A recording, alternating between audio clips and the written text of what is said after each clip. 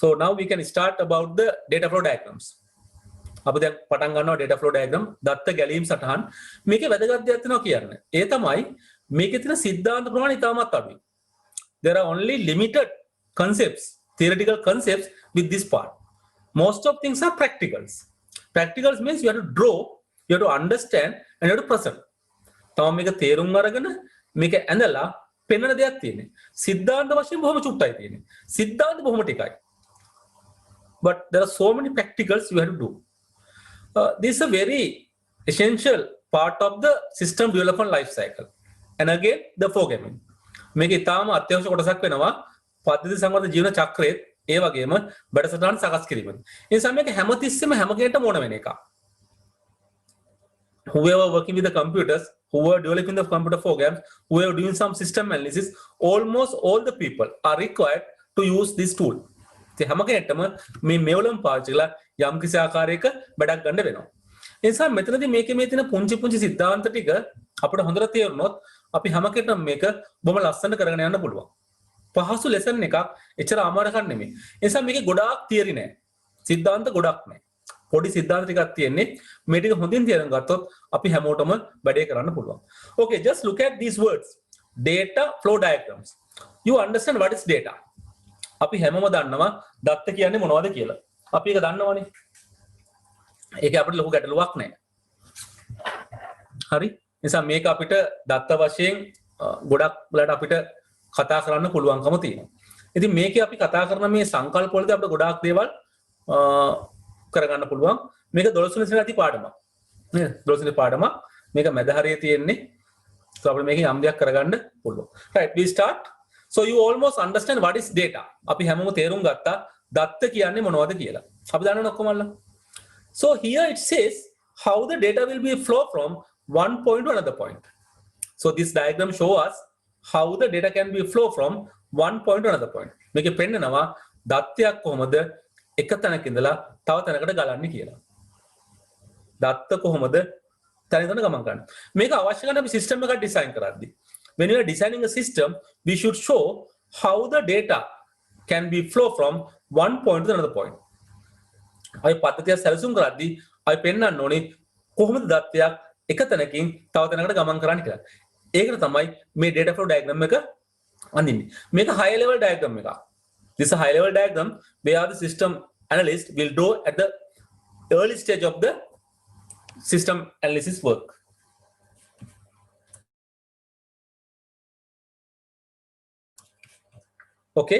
Okay, so try to understand these concepts.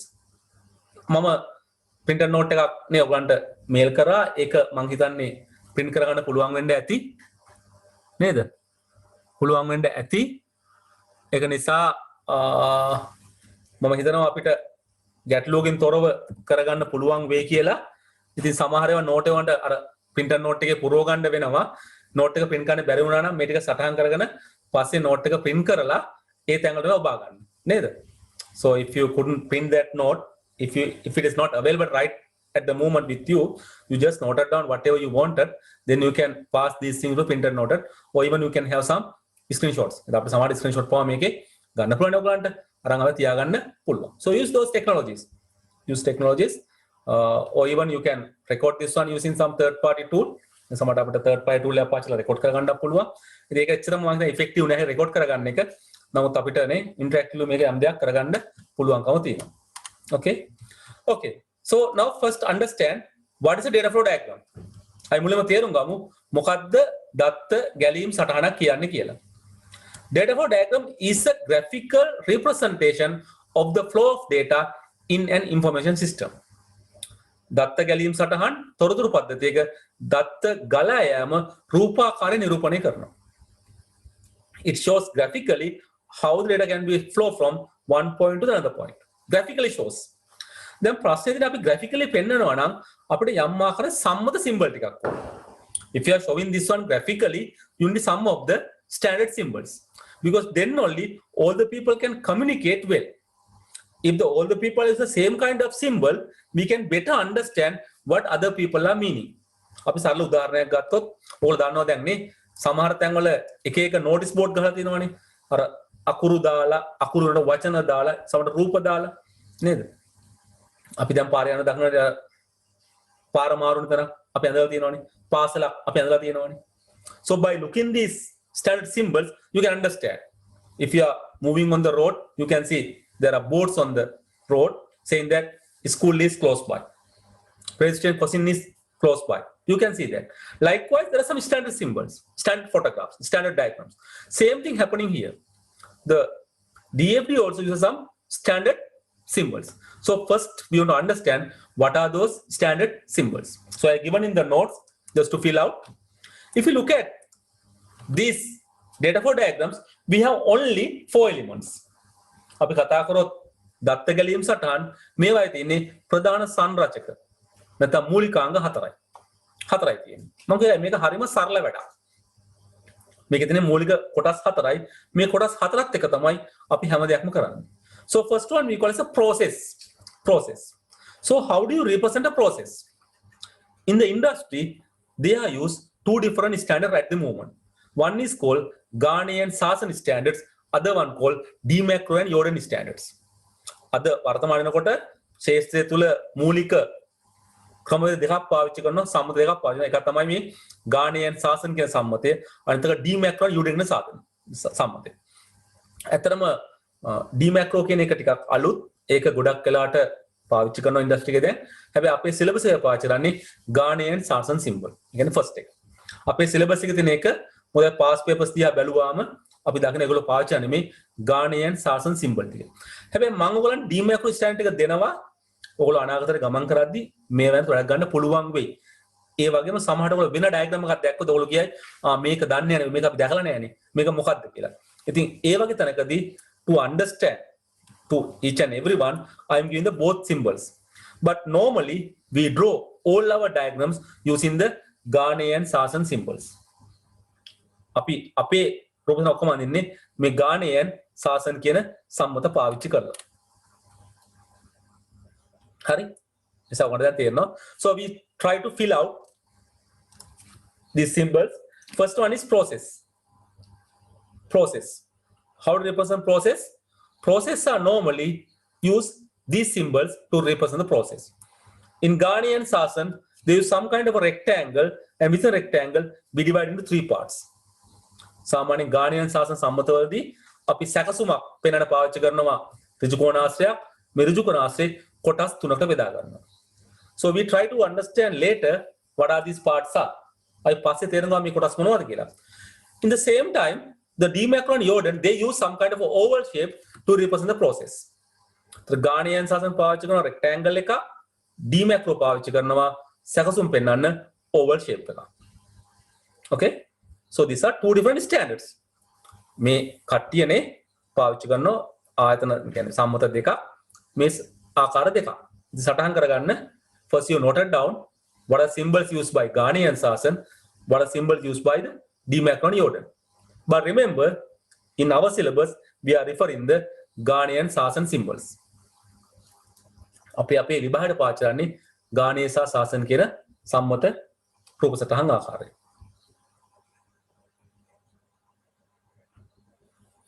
In our syllabus, we have 3 different of diagramming tools. One is the DFD, other one is the ER, other one is the flow charts.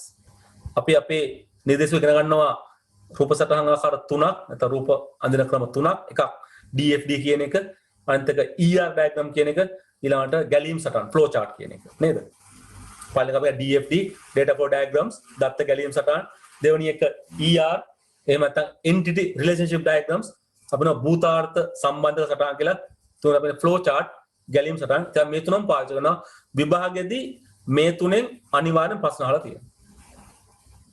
So all these 3 are tested in your exam.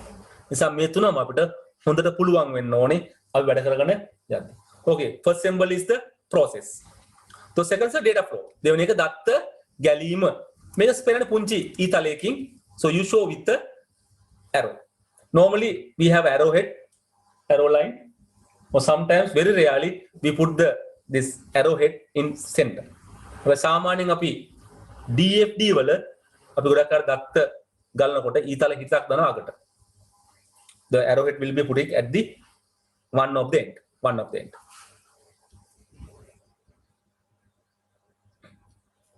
you never draw a DFD with two arrowhead lines. අපි කවදාවත් DFD එක දෙපැත්තටම arrowhead දාලා රූප අඳින්නේ නැහැ. Only one side. හැමසම ගම කරන්නේ එක පැත්තකට විතරයි. Only one direction. You never draw a both direction data flow in a DFD. අපි කවදාවත් දෙපැත්තට යන ඒවා එහෙම අඳින්නේ නැහැ. හරිද? Right. Third one is the external entity. බාහිර භූතාර්ථ. So what an external entity means? Something which provides data from outside to your system. පද්ධතියට බාහිරින් ඉඳගෙන පද්ධතියට යම් දත්තයක් දෙන කෙනෙක් අපි කියනවා බාහිර භූතාර්ථයක් කියලා. The person or an organization or some of the other things which provides data to the system. පද්ධතියට බාහිරින් ඉඳ දත් දෙන කෙනෙක්. Remember, external to the system. පද්ධතියට බාහිරයි. He may be working in the organization. එයා ආයතනයේ වැඩ කරනවා වෙන්න පුළුවන්. මේ පද්ධතියත් එක්ක සලකද්දී එයා බාහිර පුද්ගලෙක්. He may work in the same organization. For example, say we are making system for company X. He is an employee of the system, employee of the company X, but he is providing data to the system. That is very, very important to understand. External entity means the person or some item or whatever things provides data to the system. If you look at from the system's perspective, when you look at from the system, if someone or something providing data to the system, that is called as the external entity. I may බාහිර භූතාර්ථ කතා කරන්නේ පද්ධතිය ගැන හිතලා පද්ධතියත් එක්ක හිතලා පද්ධතියට යම් පුද්ගලයෙක් හෝ යම් තැනක් හෝ යම් මාත්‍රා මොකක් කර දෙයක් දත්තයක් ලබා දෙනවද අන්න ඒකට අපි කියනවා බාහිර භූතාර්ථය කියලා. අපි උදාහරණයක් වශයෙන් අපි යම් කිසි කම්පැනි වැඩසටහනක් කරනවා කියමුකෝ X කියන කම්පැනියට. එයා X කියන කම්පැනි සේවකයෙක්. හැබැයි පද්ධතියත් එක්ක බැලුවොත් එයා පද්ධති සේවකයෙක්. හැබැයි මෙයා පද්ධතියට යම් දත්තයක් දෙනවා. යම් දත්තයක් පද්ධතියට දෙනවා. එහෙමනම් අපි අවසල කරනවා මොකක් වශයෙන්ද? බාහිර භූතාර්ථයක් වශයෙන්. That is very, very important to understand. Because whenever we are making a DFD, we should understand what are the process, what are the data flow, and what are the external entities. අපි දත්ත ගැලීම් සටහන් අඳිද්දී අපි තේරුම් ගන්න ඕනේ අපිට අඳුර ගන්න පුළුවන් වෙන්නේ මොනවද සැකසුම් මොනවද දත්ත ගැලීම් මොනවද බාහිර භූතාර්ථ. ඔය තුන මුලින්ම තේරුම් ගන්න ඕනේ. So first of all, you must understand and identify these three parts first. මුලින්ම අපි මේ තුන අඳුර ගන්න ඕනේ. Process, සැකසුම්, data flows, දත්ත ගැලීම්, external entities, බාහිර භූතාර්ථ. So then how do we represent external entities in a DFD diagram? This is a symbol we are using. In the Sasan and Ghanaian Sasan, we use some kind of a oval shape. හොඳින් මතක තියාගන්න. අපි බාහිර භූතාර්ථයක් Ghanaian Sasan වෙන්නන්නේ මේ වගේ oval shape එකකින්. දැන් මම මෙහෙකුත් ඇඳා මෙහෙම ඇලිදක් ගහලා තියෙනවා මේකේ මේ දෙවෙනි රෝ සටහන. ඒකේ අදහස මොකක්ද දන්නවද? මේ repeating බාහිර භූතාර්ථයක් කියන එකයි. Repeating external entity.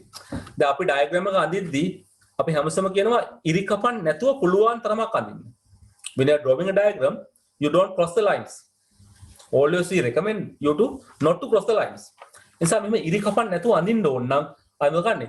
අපි සමහර diagram repeat කරනවා. සමහර repeat කරනවා. repeat කරාම මොකද වෙන්නේ? ප්‍රශ්නයක් නෑ අපිට ඉරි කපන්න නැතුව අඳ ගන්න පුළුවන්. අපි diagram අඳින්න දෙක කරනවා. නිසා මේ symbol එක පාවිච්චි කරනවා අපි බාහිර භූතාර්ථයක් දක්වන්න.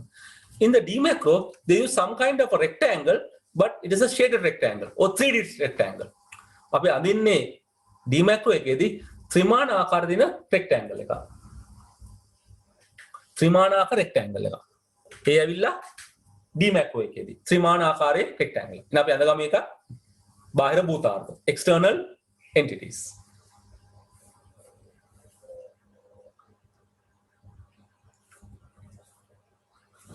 Ghanaian Sasan, they use an oval shape for the first entity.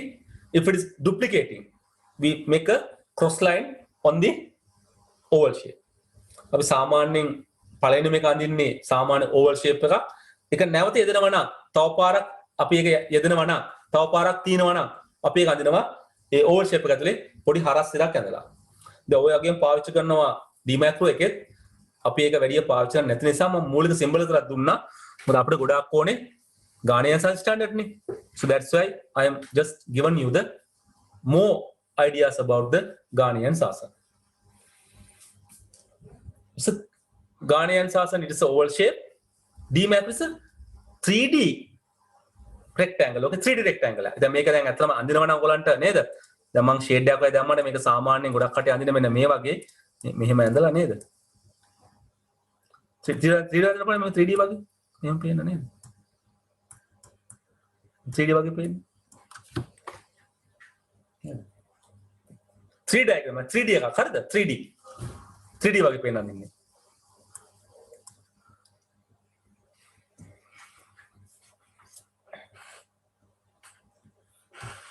Then the data store. Datta Gavada. So what is data store? Data store are used to store data, whatever produced by the system. Data stores are used to get data whichever required for the system. අපේ පද්ධතියෙන් හදන දත්ත තැන්පත් කරන්නයි පද්ධතියට ඕනක දත්ත ලබා ගන්නයි අයි පාෂණ මොකද්ද? මේ දත්ත ගබඩා. So data store are used to store data what are produced by the system and used to get data whichever required to the system. පද්ධතියෙන් නිර්මාණය කරන දත්ත තැන්පත් කරන්නත් පද්ධතියට අවශ්‍ය දත්ත ලබා ගන්නත් අපි දත්ත ගබඩා පාවිච්චි කරනවා.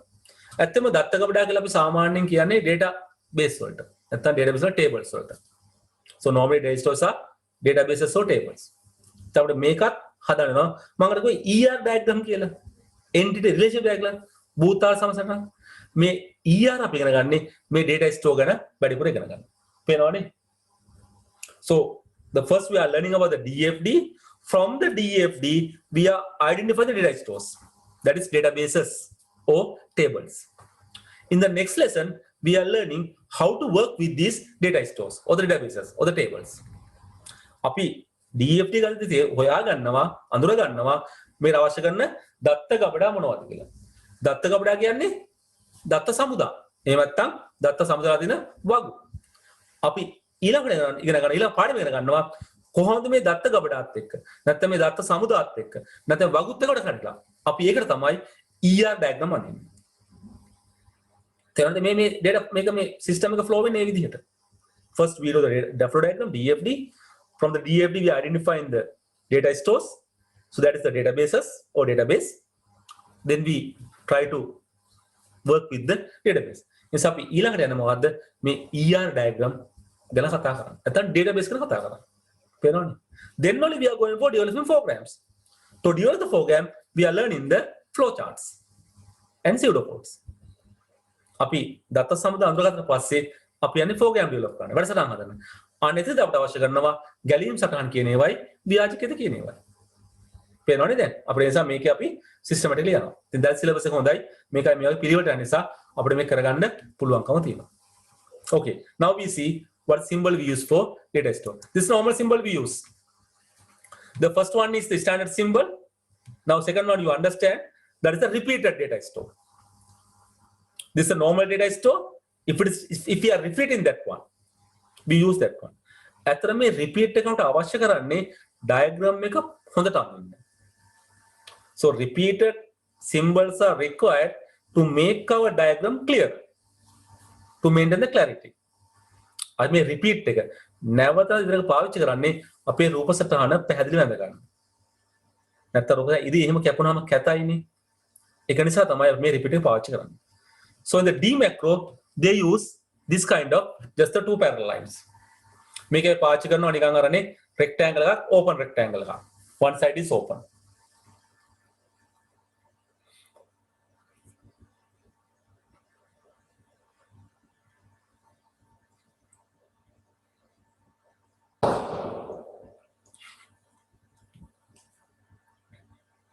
අපේ symbol හතර පුරුදුයි.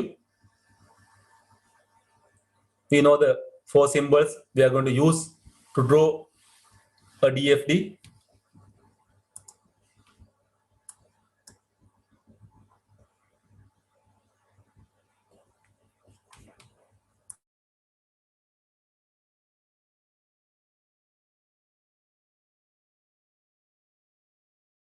Okay, now we move. අපි යන්නේ ඉස්සරහට නේද? අපි ඉස්සරහට යමු. Now we are talking about the process. ඉතින් මේ නෝට් එක තමයි අපි ලියා ගන්න ඕනේ නෑ නෝට් එකේ තියෙනවා නේද?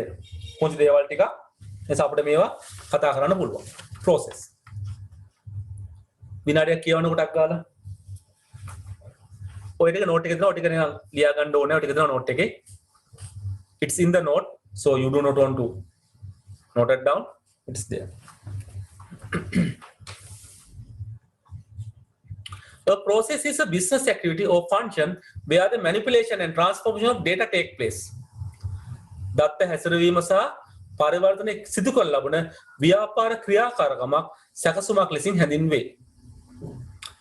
Every process should be named starting with the verb and ending with the noun. A verb followed by a singular noun. සෑම සැකසුමක්ම ක්‍රියාපදයකින් ආරම්භ කොට නාමපදයකින් අවසන් වන ලෙස නම් කිරීම සිදු කළ යුතුයි. ඒ කියන්නේ නාම පදයක් සහිත ක්‍රියාපදයක්. මම උදාහරණ ටිකක් දුන්නා. You can read, there are few examples I was given. For example, apply payment. Apply payment. You start with the verb, end with the noun. ක්‍රියාපදය අපිට නාම ඉවර කරන්න. නේද? සිංහලෙන් කියනවා ගෙවීම, අයදුම් කිරීම. දැන් සිංහලෙන් අනිත් පැත්ත නාමපද ක්‍රියාපදයක්. හරිද? ඉංග්‍රීසි එක අනිත් පැත්ත නාමපද. සම උදාහරණ කීපයක් දුන්නා ඔයගලන්ට බලා ගන්න පුළුවන් නේද? උදාහරණ කීපයක් තියෙනවා. So this is standard symbol used for process. So what is the content of this one? මම නෝට් එකේ මම ඉඩක් තියලා දෙනවා මේක ඇඳ ගන්න මේක නම් කරන්න ඕනේ ඉස්සෙල්ලා හොඳට බලලා පස්සේ ඇඳ ගන්න හරිද so this has three parts so first part is the middle part here we are writing the name of the process අපි මෙතන process එකේ නම ලියනවා what is the process for example determine request quantity ඉල්ලුම් ප්‍රමාණය තීරණය කිරීම මේක ගොඩක් ලොකු ප්‍රශ්න තියෙන සිංහල මාධ්‍යයට ඉංග්‍රීසියේ මේ verb noun හරිම පැහැදිලි සිංහල භාෂාවේදී මේ නාමපද ක්‍රියාපද කියන ඒවායි අපිට සෑහෙන ලොකු ගැටලුවක් තියෙනවා. දැන් ඉල්ලුම කිව්වොත් ඉල්ලුම කියලා කිව්වොත් නාමපදද ක්‍රියාපදයක්ද? ඉල්ලුම කියලා කිව්වොත්. ගෙවීම කියලා කිව්වොත් නාමපද ක්‍රියාපදයක්ද? ලොකු ප්‍රශ්නයක් තියෙනවනේ.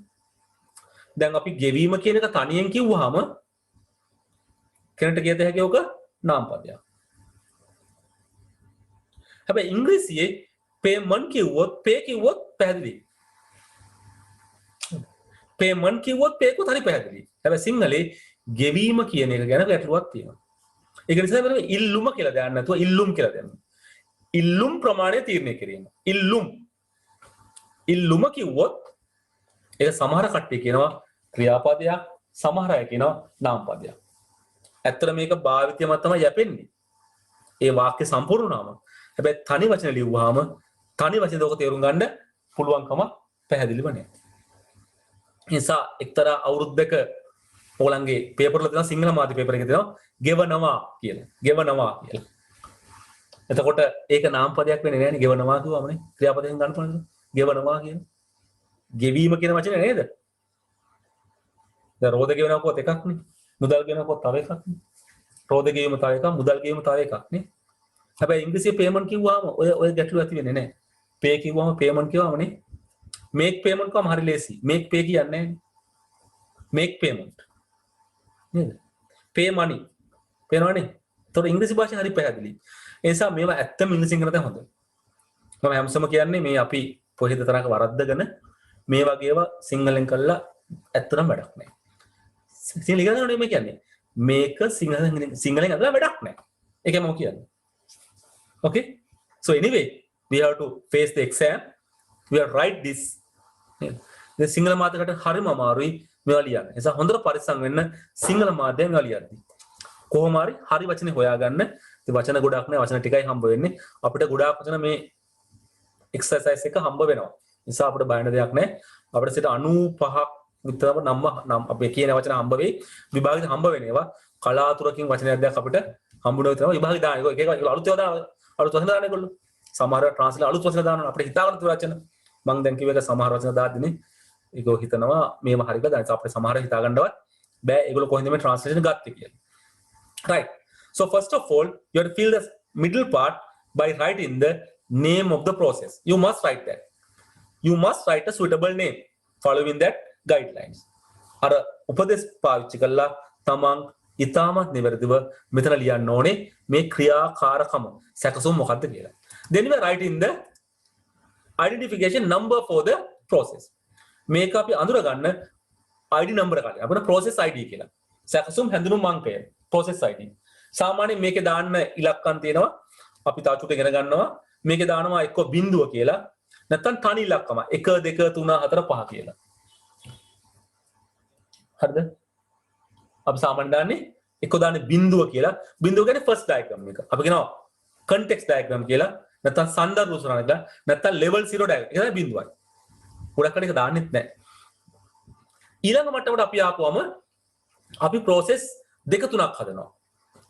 So first of all, we see the whole system as a single unit. We put the number 0. Whenever come to the level 1, यात्रा देवनी मट्टा मटे level 1 क्लब करना मट्टा में एक देवनी diagram में एक इधर बोलते करने और single process एक process देखा तुना हतरा क्वेश्चन दे दूँगा तभी ये वाला नाम कराने तानी लाख का मगे एक देख तुना हतरा पहाड़ एक आया भी एक आया सरा कभी सरा एक एक्सप्लोर करना ताऊ एक ताऊ पैडी दूँ करना तो रहने करने level 2 की लखन देखा थी ना 1.1 2.1 ये में आने so level 0 just 0 level 1 one number 1 2 3 4 something like that when we explore that one further අපි තවදුරටත් මේක වැඩි දියුණු කරොත් අපි නා level 2 එකට ඉලක්කම් දෙකක් තියෙනවා 1.1 1.2 1.3 වගේ 2.1 2.2 2.3 වගේ okay ඒක තමයි තියෙන්නේ so always we are write the process ID then third point this part here we are writing the location of the process location සැකසුම් ස්ථානය කොහෙද මේ ක්‍රියාව සිද්ධ වෙන්නේ the place normally you have to write so these three data should be filled with the process diagram අපි process සටහන තුල මේ කොටස් තුන ලියන්න ඕනේ name of the process id of the process and the location of the process ක්‍රියාකාරකමේ සැකසුමේ නම ඒකේ අංකය සහ ඒක සිද්ධ වෙන තැන පුළුවන් නේ පුරව ගන්න දැන් පුරව ගම වෙනව ටිකක් ගාලා එහෙනම් ඇඳගෙන පුරව ගන්න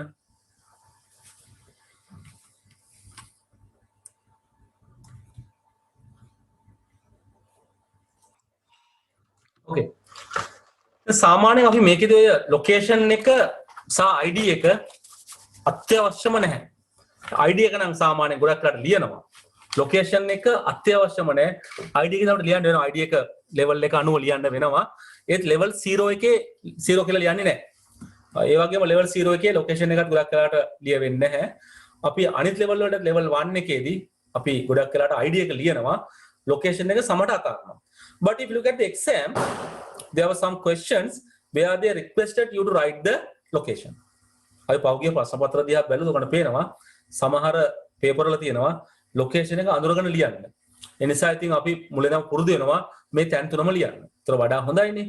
So if you try to understand and identify these three data on this chart it is better.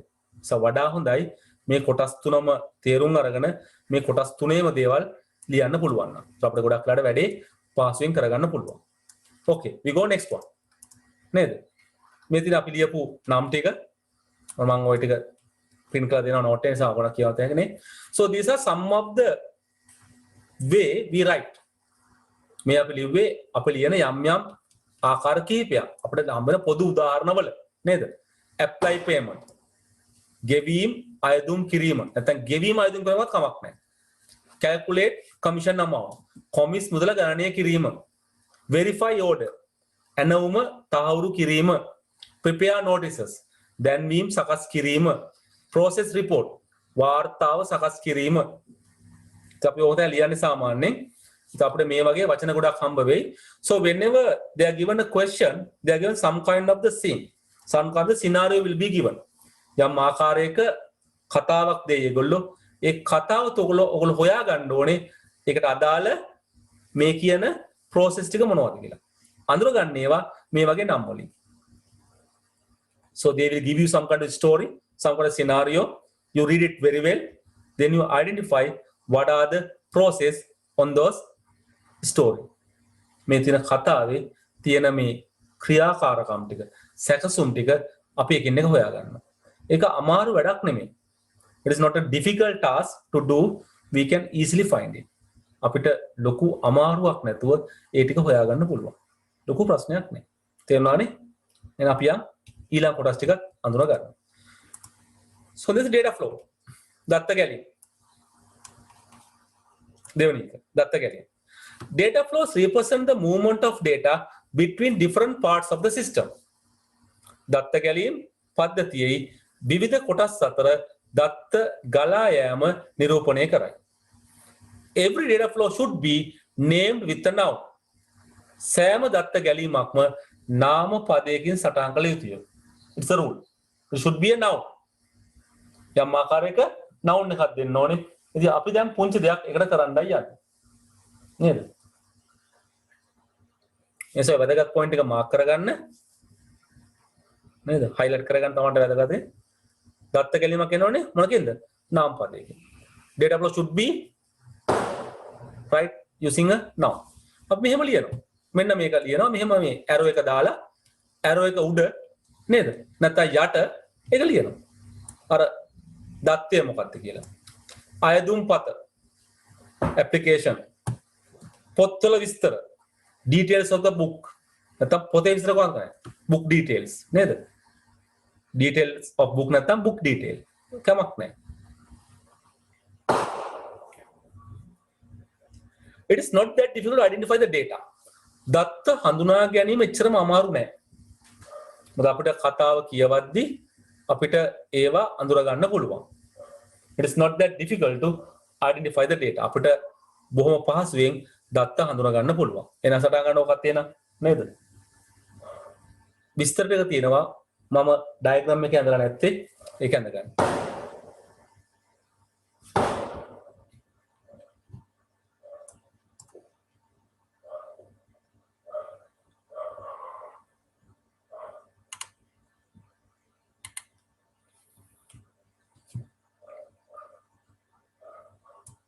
අපි ඉස්සරහට නේ. Okay. Then the external entities බාහිර භූතාර්ථ. ඕක තමයි ගැටලු ගන්න ඕක තමයි අපිට. මේක තමයි අපිට ඇත්තටම ගැටලුවක් වශයෙන් තියෙන්නේ. මොකද අපි මේ කතා කරන කතාව තුළ අපි කොහොමද බාහිර භූතාර්ථ අඳුරගන්නේ කියන එක. So it is not that easy to identify the external entities. That's a problematic area in the DFDs. How to identify the external entities. කොහොමද අපි බාහිර භූතාර්ථ හඳුනා ගන්නේ කියන එක. ඔන්න මම පුංචි කතාවක් කියන්න යනවා. An external entity is a person, organization unit or system that is external to the system but interact with it. External entities provide data to the system or receive data from the system. Every external entity should have a name. පද්ධතියට බාහිරයෙන් පවතින ඒ සමග අන්තර් ක්‍රියා කරනු ලබන පුද්ගලයේ ආයතනයක් ආයතනයක ඒකකයක් හෝ පද්ධතියක් බාහිර භූතාර්ථ ලෙසින් හැඳින්වේ. බාහිර භූතාර්ථයන් පද්ධතියට දත්ත සැපයීම පදයෙන් දත්ත ලබා ගැනීම සිදු කරයි. සෑම බාහිර භූතාර්ථනම නමක් සහ විස්තරයක් පැවතිය යුතුයි. Generally we write the external entity using a singular noun. අපි බොහෝ විට බාහිර භූතයන් නම් කරන්නේ ඒක පදයක් පාචලා. ඒක පද නාම පදයක්. නේද? තනි නාම පදයක් වශයෙන්. يعني සිසුවා, ස්ටුඩන්ට්, එම්ප්ලොයි, සේවකයා ඒ වගේ. සිංගුලර් noun. නේද? තනි නාම පදයක් වශයෙන් පාවිච්චි කරන්නේ. බහුපද නෙමෙයි. නේ? ඒක වචන නාම පදයක්. අපි ඒක සාමාන්‍ය පද සම්මතය කලාතුරකින් අපිට ඔක වෙනස් කරන්න වෙනවා. නමුත් generally we write a singular noun. ඒක වචන නාම පදයක් පාවිච්චි කරන්නේ මම කිව්වා සිසුවා නේද? ගුරුවරයා නැත්නම් අය කැමියා, cashier, student, employee, something like that. නේද? manager, කළමනාකරුවා නේද? මැනේජර් කළමනාකරු ඒ වගේ ලියන්නේ. අපි ගොඩක් රට එකේ බහුවචන පද පාවිච්චි කරන්නේ නැහැ. පාවිච්චි කරන්නේ නැහැ සාමාන්‍යයෙන්. It is not a big mistake but normally we use as a singular noun. අපි ගොඩක් පාවිච්චින්නේ ඒක වචන නාම පදයක්. ඒසා පාවිච්චින්නේ එකයි. ඒසා ගොඩක් රට එහෙම කරන්නේ එකයි. අපිට හඳුනා ගන්න පුළුවන් වෙයි. හොඳයි. අපි යන් ඉස්සරහට මේ තියෙන්නේ අයි බාහිර භූතාර්ථයක් නම් කරන විදිය. නේද? දැන් කස්ටමර් ගනුදෙනු කරු කිව්වත් කමක් කරුවා කිව්වත් කමක් නැහැ. නේද? මම විතර කරුවා කියන කැතන සමන් කරු කියලා දැම්මා නේද? ඒකෙන් අදහස් කරන්නේ නැහැ නේ බහුවචන පදයක්. සමහොම ලිව්වා. දැන් මේ තියෙන්නේ මුල් බාහිර භූතාර්ථය මෙතන ඩුප්ලිකේට් එක. මේ තියෙන්නේ the first external entity, this is the duplicated one. මේක අපි පාවිච්චි කරන්නේ අපේ රූප සටහන පැහැදිලිව අඳින්න. හරිද? ඒ නිසා මෙහෙම පාවිච්චි කරනවා නම් අපි මේකට මේ වගේ අර ඇලිදක් දාන එක හොඳයි. ඉතින් අවාසනාවන්ත විදිහට අපි පහුගිය ඔයගොල්ලන්ගේ විභාග ප්‍රශ්න පත්‍ර දිහා බැලුවාම මේ සිම්බල් එක බැරිතට පාවිච්චිලා තියෙනවා. ඒක මම බොහොමනේ විශ්වාසයෙන් කියන්නේ.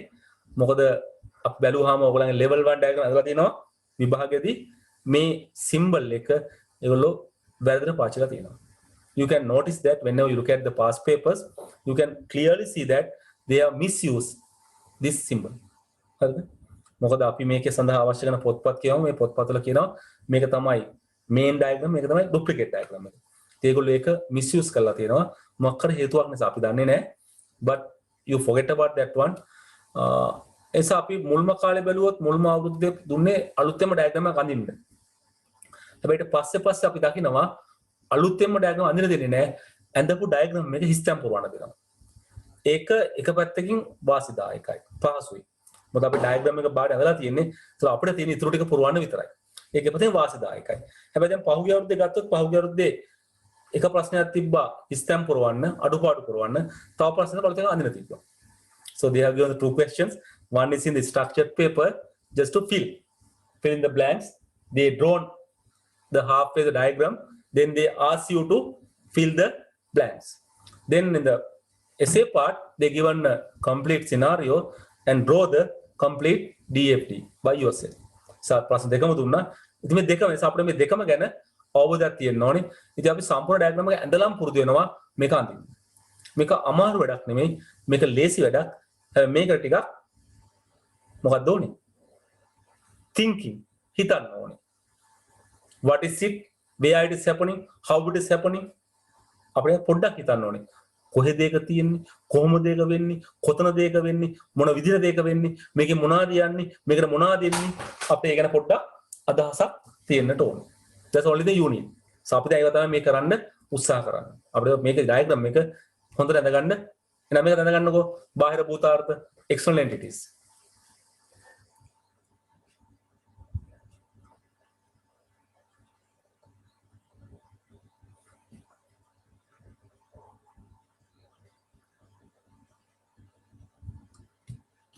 හරිනේ හොඳයි අපි ඉස්සරහට යමු. තව මොනවද තියෙන්නේ මේකේ? තව මොනවද තියෙන්නේ? තිබි හතරයිනේ. පළවෙනි එක මොකද්ද? process සැකසුම. දෙවෙනි එක මොකද්ද? data flow දත්ත ගැනීම. තුන්වෙනි එක මොකද්ද? external entity බාහිර භූතාර්ථය. හතරවෙනි එක මොකද්ද? හතරවෙනි එක මොකද්ද? දත්ත ගබඩා. මොන දත්ත ගබඩා ගැන කියන්නේ? පොඩ්ඩක් කියනටක් ගාලා.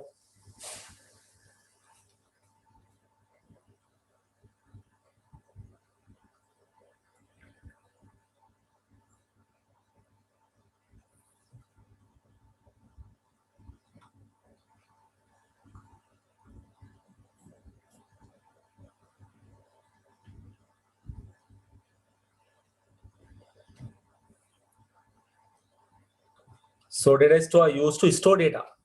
දත්ත තැන්පත් කරන්න පාවිච්චි කරනවා. So normally we use a singular noun. ඒක වචන නාම පදයක් පාවිච්චි කරනවා. සම්මතය අපි එහෙම පාවිච්චි කරන්නේ. සමහර විස්තරයකුත් තියෙනවා. සමහර විස්තරයක් අත්‍යවශ්‍යත් නැහැ. So this is the way you use. So here we have the ID, here we have the name. මෙතන නම තියෙනවා. මෙතන තියෙනවා ඒක හඳුනා ගන්න අංකය. The ID and the name. මෙතන duplicate එකක්. සාමාන්‍යයෙන් අපිට හම්බ වෙනවා මේ data stores වර්ග කිහිපයක්. එකක් අපි කියනවා manual data store. manual ඒවා. හස්තිය දත්තකවට. අපි ඒක ලියන්නේ සාමාන්‍යයෙන් M අකුරක් දාලා. So manual data stores we write with say M1, M2 ඒ වගේ ලිපි ලියනවා. ඒවා M1, M2 කියලා. තතර temporary ඒවා. తాවකාලික. අපේ transaction කියලා తాවකාලිකව. අපි යන්නේ T1, T2, T3 කියලා. So manual ones we write with the M1, M2, M3 something like that. The temporary one we write with the T1, T2, T3 something like that. The computer data stores we write with the D. අපි D කියන්නේ පරිගණක පාදක දත්ත ගබඩාව. يعني computer storage එක. අපි තමයි කියන්නේ D කියලා. So manual ones we write with the M letter. The temporary ones or the transactions ones we write with the T letter. తాවකාලිකව අපි ලියන්නේ T අකුරෙන්. හස්ති ඒවා. අතින් අපි ලියන්නේ M අකුරෙන්. අපි computer කරලා ලියන්නේ D අකුරෙන්. But whenever you think about a computerized system, all those are D's or maybe really T's. අපි අඳින මේ පරිගණක පාදක පද්ධති වලදී අපිට ගොඩක් හම්බෙන්නේ D ඒවා. සමහර තැන්වල අපිට T ඒවා හම්බෙන්න පුළුවන්. සමහර තැන්වල. But if you are thinking that in the computerized system, you may be using some of the manual systems. අපි පරිගණක පාදක පද්ධතියක් තුල අපි පාවිච්චි කරනවා නම් යම් ආකාරයක හස්තීය ගොනු ඒකට අපිට M එක පාවිච්චි කරන්න වෙයි. ඒක බොහොම අඩුවෙන් සිද්ධ වෙන්නේ මේ වෙනකොට. So personally it is happening really now, okay? But you may want to know these notations. අපි මේ නම් කිරීම ඉගෙනගෙන තියෙන්න ඕනේ. D කියන්නේ computer data files, M කියන්නේ manual data files, T කියන්නේ temporary නැත්නම් transaction data files.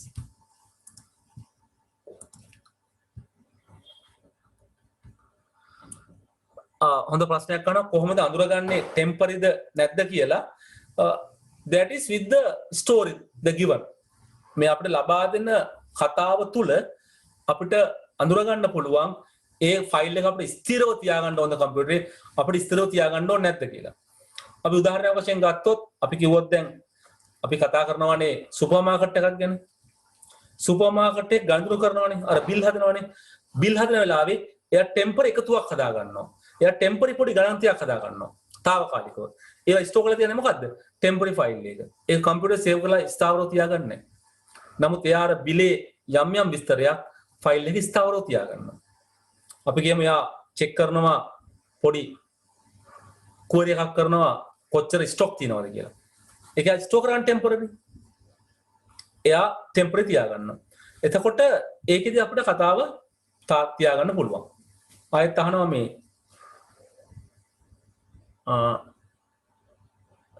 එතකොට සර් non functional නම් temporary data non functional නෙමෙයි ඒ non functional function දෙක වෙන තැනක. So functional and non-functional is something different. So that is we discuss with the systems. So systems will have two different functions, okay, the requirements.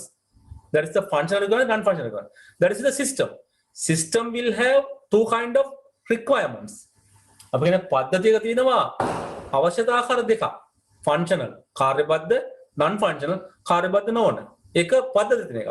මේ කතා කරන්නේ පද්ධතියේ ක්‍රියාකාරකමක් වෙද්දී අපි හදන දත්ත ස්ථාවරව තැන්පත් කරනවද తాවකාලිකව තැන්පත් කරනවද? ඒ දත්ත තැන්පත් කරන්නේ කම්පියුටර් ෆයිල් එකකද නැත්නම් මැනුවල් ෆයිල් එකකද? ඒක තමයි මෙතනදී කතා කරන්නේ. අපි දැන් කම්පියුටර් යම් ක්‍රියාවලියක් සිද්ධ වෙනවනේ. මේ ක්‍රියාව සිද්ධ වෙනකොට ඒ හදන දත්ත ටික අපි සේව් කරන්නේ ටෙම්පරරිද తాවකාලිකවද? එහෙම නැත්නම් මේ ෆයිල් සේව් කරන්නේ කම්පියුටර් ෆයිල් එකකද? නැත්නම් මේව සේව් කරන්නේ හස්තිය මැනුවල් ෆයිල්. එක්සැම්පල් දෙකක් ගන්න. Is it temporary or permanent?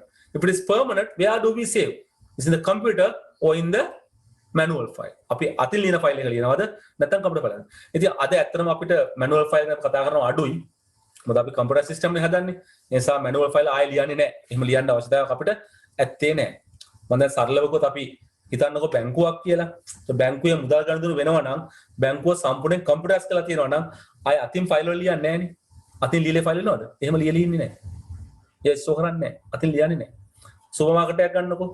billing details අතින් ලියලා ඉන්නවද කොහෙවත් එහෙම ලියන්නේ නැහැ නේ ඒ ඔක්කොම කම්පියුටරයිස් ෆයිල් නේ හැබැයි මේ process එකට උන දත්ත తాවකාලිකව තියාගන්න අවශ්‍ය වෙනවා යම් පොඩි කාලයක් අපි ගත්ත විශේෂයෙන් අපි බැංකුවක එහෙම ගත්තොත් නේ බැංකුවද ඔයගොල්ලෝ අර කවුන්ටර් එකට ගියාම තේරෙනවා පොඩි වෙලාවකට රස්තිය ආදුවක් සිද්ධ වෙන්නේ අර ගණන් එහෙම ගිහිල්ලා එනකම් ඒතකොට ඒ දත తాවකාලිකව හරි තියාගෙන ඉන්නවා පොඩි වෙලාවක් දත්තේ తాවකාලිකව තියාගෙන ඉන්නවා ඒ process එක ඉවර වෙනකම් මොකක් හරි එකතුවක් කරපු එකක් එනතම් පොඩි ගණිත කර්මයක් කරපු එකක් ඒ දත්තේ తాවකාලිකව තියාගන්නවා යම්කිසි ක්‍රියාවලියක් වෙනකම් එතන ටෙම්පරරි ෆයිල් ඉතින් ඒවත් බොහොම අඩුවෙන් අපිට තියෙන්නේ අද බොහොම අඩුවෙන් අපිට ට්‍රාන්සැක්ෂන් කියන්නේ හුවමාරු සිද්ධ වෙනකන් තියාගන්නවා we have that okay right එහෙනම් අපි දැන් මේ ටික දන්නවා අපිට දැන් පුළුවන් DFT අඳින පටන් ගන්න මම කියවා මේකේ સિદ્ધාන්ත පොඩ්ඩයි තියෙන්නේ there are only limited concepts theories but more things are practical එනිසා මේකේ හරි භයානකයි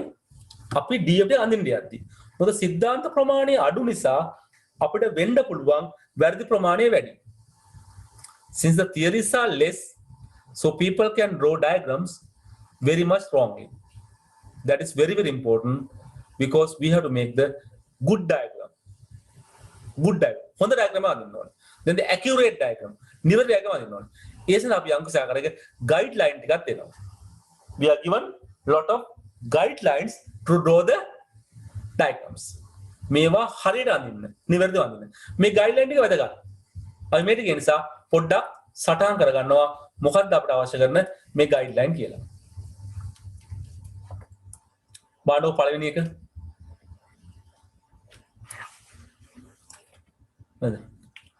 every process has at least one input data flow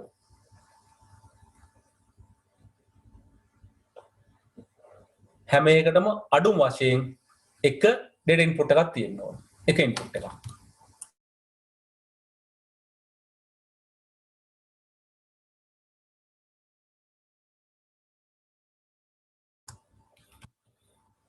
සෑම සැකසුමකටම අවම වශයෙන් එක් ආදාන දත්ත කැලිමක් පැවතිය යුතුයි.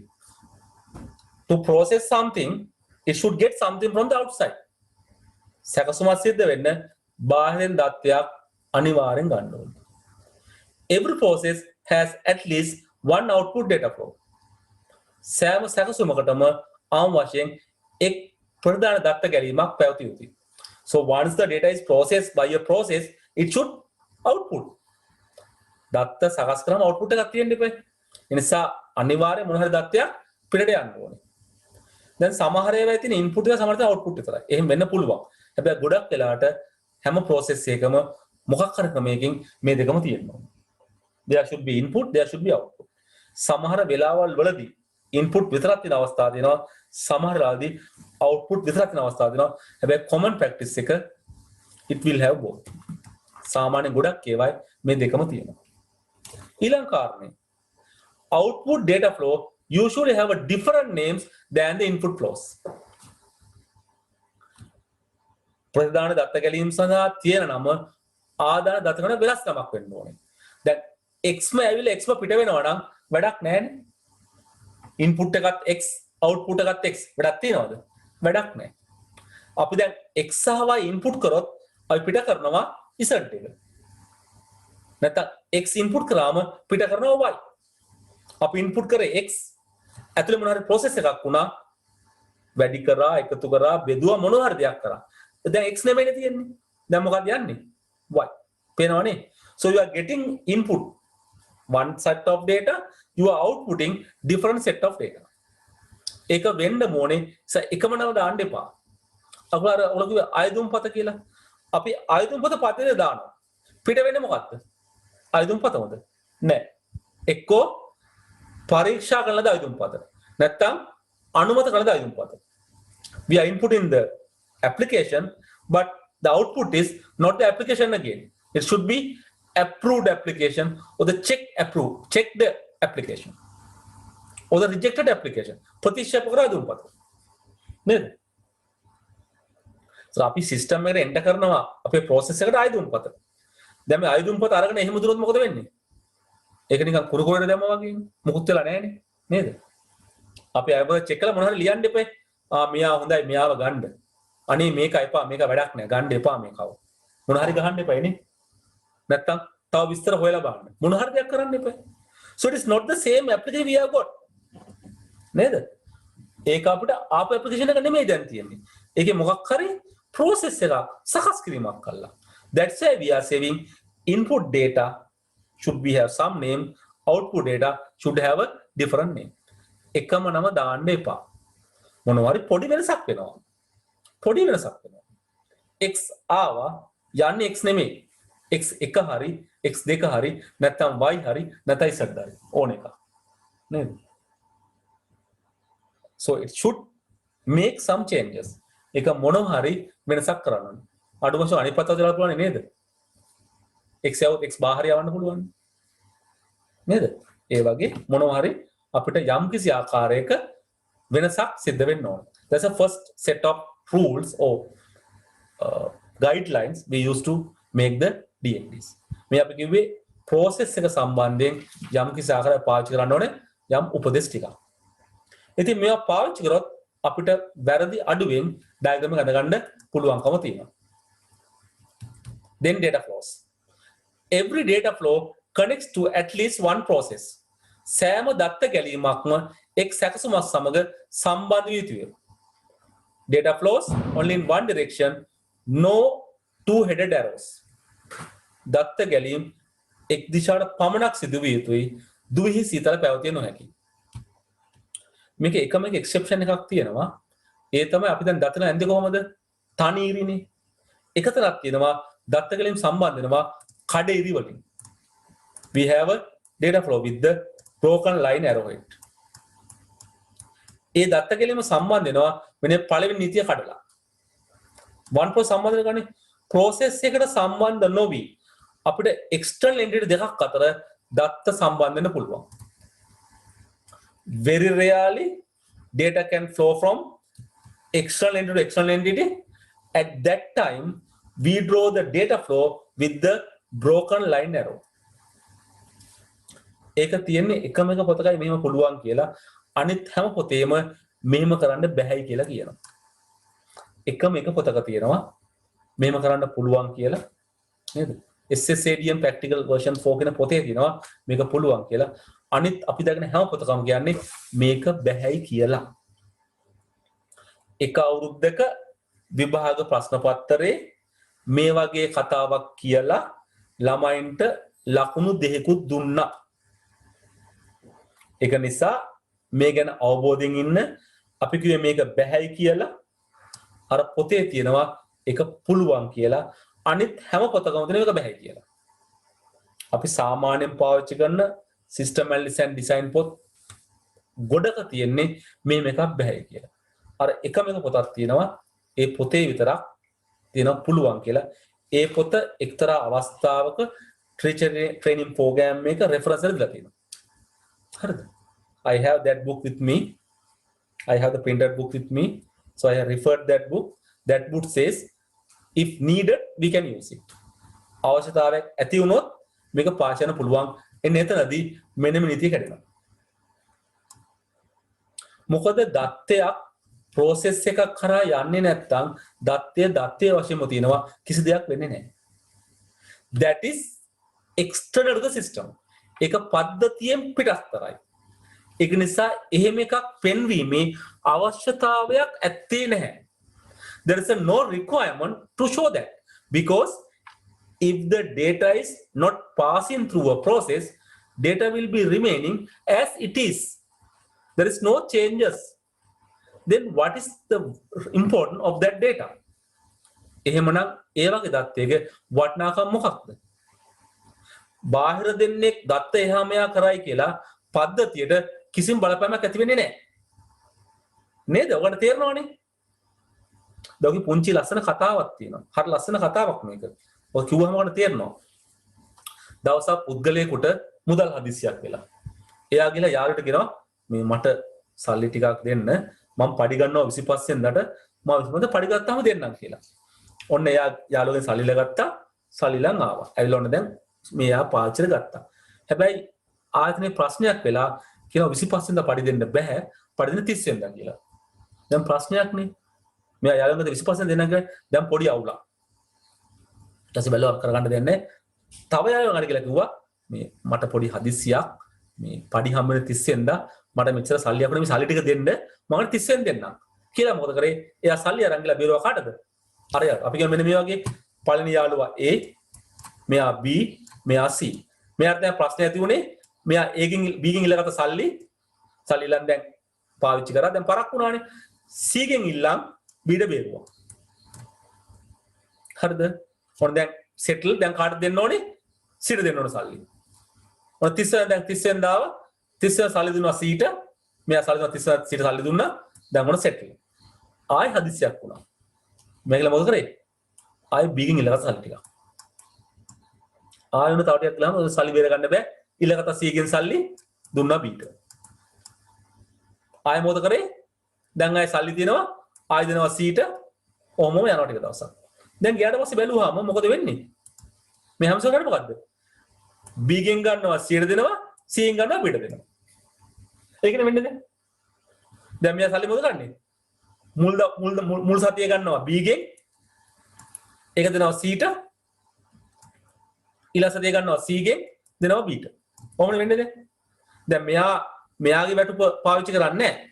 B ගෙන් ගන්නවා සල්ලි පාවිච්චි කරනවා C ගෙන් ගන්නවා B ට දෙනවා. ඔන්න ආයසරයක් ආයි B ගෙන් ගන්නවා C ට දෙනවා. ඔන්න ඕක කර යනවා.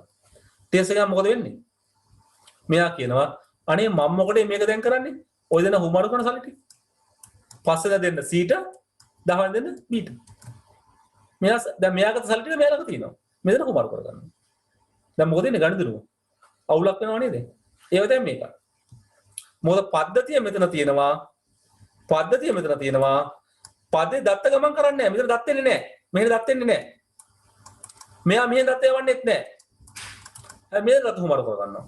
පදේ වැඩක් තියනවද? පද්ධතියට වැඩක් ඇත්තේ නැහැ. ඇයි?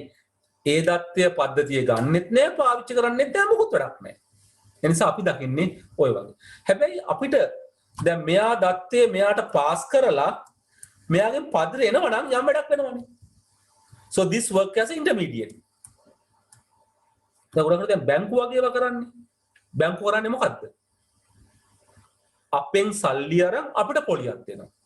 හැබැයි ඒ සල්ලි මොකද කරන්නේ? බිස්නස් කාර්යයකට පොලියට දෙනවා. එයා එකෙන් ආදායම උපදිනවනේ. ඔකට තේරෙනවනේ. So he work as an intermediate නේ. එයා වැඩ කරන අතරමැදියෙක් වශයෙන් නේ. ඉතින් අන්න එතනදී මෙන්න මෙයා අතරමැදියෙක් වශයෙන් ඉන්නවා නම් කමක් නැහැ. So මෙයාට බැරි නිසා මෙයා වෙනුවට මේ පුද්ගලයා ප්‍රොසෙස් කරනවා. අපි කියන්නේ පාර්ලිමේන්තු ක්‍රමයේ නේද? අපි පාර්ලිමේන්තුවේ මිනිස්සු යන්නේ මොකටද? අපිට ඔය වැඩේ කරන්න බැරි නිසානේ. එයා අපේ නියෝජිතයෙක් නේ. දැන් එයා අපේ පාලකයා වුණාට එයා අපේ නියෝජිතයෙක් නේ. නේද? පේනවනේ දැන් කතාව. So this is what happening. ඒ නිසා මේ කඩේට අඳින එකේ අඩුපාඩුකුත් තියෙනවා, වැරද්දකුත් තියෙනවා. හැබැයි ඒකේ යම් ආකාරයක වැඩකුත් තියෙනවා. හරිද? ඒ නිසා සමහරට අපිට ඔය කඩේරි අඳලා external entity to external entity බාහිර භූතාර්ථ වලින් බාහිර භූතාර්ථ වලට දත්ත ගැලීම සටහන් කරන්න වෙනවා. ඒ නිසා මම අර උඩින් යන්නේ solid line විතරයි. solid arrow විතරයි. ඉතින් මෙතනදී මේක කඩේට දෙනවා. මම එතන ඕනටම ඇන්දරයා කඩේරි එක මොකද ඒක පාවිච්චි කරන්නේ විශේෂ අවස්ථාවකදී පමණක් නිසා. I didn't draw the broken line arrow in the data flow system because it used only with the very special situation. That's why I did not draw that one. එනිසා මම මේක එතනදී අඳින්න උත්සාහ කරේ නැහැ. Okay, then we go next one. External entity. බාහිර භූතාර්ථ. ඔයගොල්ලෝ මෙතන ඇඳගත්තත් කමක් නැහැ. මෙතන ඕනනම් හරි මේ ඕනනම් මෙන්න මේ කතාව බාහිර භූතාර්ථ කතාව පස්සේ අපිට එදිනවා තියෙනවා ඩයග්‍රෑම් එක. ඒ නිසා ඕනේ නැහැ. අපිට පස්සේ එනවා. ඇඳ ගන්න ඕනේ නැහැ. පස්සේ අපි ඒක දෙනවා. හරි? පස්සේ වෙනවා ඒ නිසා ඕනේ නැහැ. බාහිර භූතාර්ථ.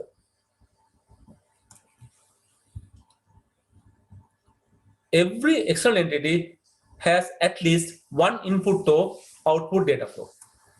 සෑම බාහිර භූතාර්ථයක් සඳහාම ආවම වශයෙන් එක් ආදානයක් හෝ ප්‍රතිදාන දැත්ත ගැලීමක් පැවතිය යුතුය. So each and every external entity, if you draw, it should have at least one line connected to the system. මොකක් හරි එකක් අඩුම වශයෙන් පද්ධතියට සම්බන්ධ වෙන්න ඕනේ. එහෙම සම්බන්ධුනේ නැත්නම් ඒක පද්ධතියට ප්‍රයෝජනයක් නැහැ. මොනවාද සම්බන්ධ වෙන්නේ? සේගොන්ට තේරෙනවා මොකද ඒකෙන් දත්තයක් පදය දෙන්න ඕනේ නැත්තම් ඒක පදයෙන් දත්තයක් ලබා ගන්න ඕනේ. නැත්තම් ඒක ඩයග්‍රෑම් එකට වැඩක් නැහැ. හරිද? If it doesn't get data from the system or it doesn't provide data to the system, it is not required for the diagram.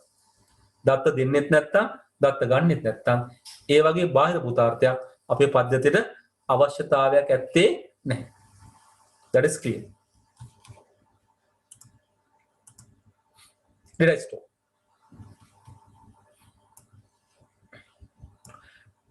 Every data store has at least one input data. සෑම දත්ත කඩාවක එක ආදානයක් තියෙනවා ඕනේ. Every data store has some output data. ඒක යම් ප්‍රධාන දත්තයක් තියෙනවා. Data store can have only output data flows only in specific cases. සාමාන්‍යයෙන් අපි දත්ත කඩාවක් ගත්තොත් දත්ත තැම්පත් කරනවා වගේම දත්ත ලබා ගැනීමක් කරන්නත් ඕනේ. මේ දෙකම සාමාන්‍යයෙන් සිද්ධ වෙනවා. It gives some data to the system, it get data from some system. කලාතුරකින් වෙලාවක් තියෙනවා දත්ත ගබඩාවෙන් දත්ත ලබා ගැනීමක් විතරක් කරනවා. අපි කියනවා master files කියලා. නැත්නම් external storage files කියලා. master files. අපි කියනවා ගුරු ගොනු කියලා, නැත්නම් ප්‍රධාන ගොනු කියලා, නැත්නම් අපි කියනවා බාහිර දත්ත ගබඩා කරන ගොනු. අන්න ඒ වගේ අවස්ථාවකදී පද්ධතියේ දත්තයක් බාහිරින් ලබා ගැනීමක් විතරක් කරනවා. මම නිකන් සරල උදාහරණයක් කිව්වොත් අපි දැන් පාසල ළමුණු අතුරත් කර ගැනීමේදී ඡන්ද ලයිස්තුව චෙක් කරනවානේ. ඒක පාසලේ කියන එකේ ඡන්ද ලයිස්තුව නෑනේ. ඒක ගන්නේ ග්‍රාම සේවකගෙන්නේ. ඒක ග්‍රාම සේවකයා බාහිර ගබඩාවක්. එයාගෙන් ඡන්ද ලයිස්තුව නම් ටික ගන්නවා. චෙක් කරනවා. ඒතර එයා දත්ත දිනක කරන්නේ අපි ආයේ මුකුත් අනිත් පැත්ත දාන්නේ නෑනේ යාට. නේද? So if you look at the school entering system, පාසල ළමයිතුවත් මේ පත්‍රයක් ගත්තොත් අපි ඡන්ද ලයිස්තුව චෙක් කරනවා. But we don't provide something to the system back. අපි මේ පද්ධතියෙන් අර මොකද එයා බාහිරයි. ඒක දත්ත ගබඩාවක් විතරයි. එයා දත්තය දෙනවා. එයා බාහිර භූතාර්ථයෙන් සලකන්නේ නැති. අපි වෙන බාහිර දත්ත ගබඩාවක් සලකන්නේ. It is external data store. අන්න ඒ වගේ වෙලාවකදී අපි මෙන්න මේ දත්ත ලබා ගැනීමක් විතරක් කරනවා නේද? නැත්නම් අත්‍යවශ්‍ය කරන්නේ නැහැ. හරි? නැත්නම් මේ දෙකම සාමාන්‍යයෙන් තියෙනවා. හරිද? අපි පොඩ්ඩක් යන්න තොර ඉස්සරහට. අපි දැන් කන්නේ මේ නීති ටිකක් ලියන්න යන්නේ. අපි පුංචි රූපයක් අඳ ගන්නවා මේක. දත්ත ගලන්නේ කොහොමද කියලා. ඉඩ තියලා තියෙනවා නෝට් එකේ. අපිට කරන්න පුළුවන් මේ ටික අඳ ගන්න පුළුවන්. සාමාන්‍යයෙන් සැකසුමකින් සැකසුමකට දත්ත යන්න පුළුවන්ද බැරිද? දත්ත ගමන් කරන්න පුළුවන්ද බැරිද? දත්ත ගමන් කරන්න පුළුවන්. මේ වැලිඩ් දේවා. මෙහෙම දෙපැත්ත දත්ත ගමන් කරන්න පුළුවන්. වැලිඩ් දේවා. නේද? එහෙනම් අපි අඳගමු රූප සටහනේ නේද? ඉඩමක් තියලා තියෙනවා. දැන් මේක නම් කරන්න මොකුත් ඕනේ අපිට ඩයග්‍රෑම් එක තේරුම් ගන්න විතරයි. අපිට මේ වගේ රූප අඳින්න පුළුවන්. කිසි ප්‍රශ්නයක් නැහැ.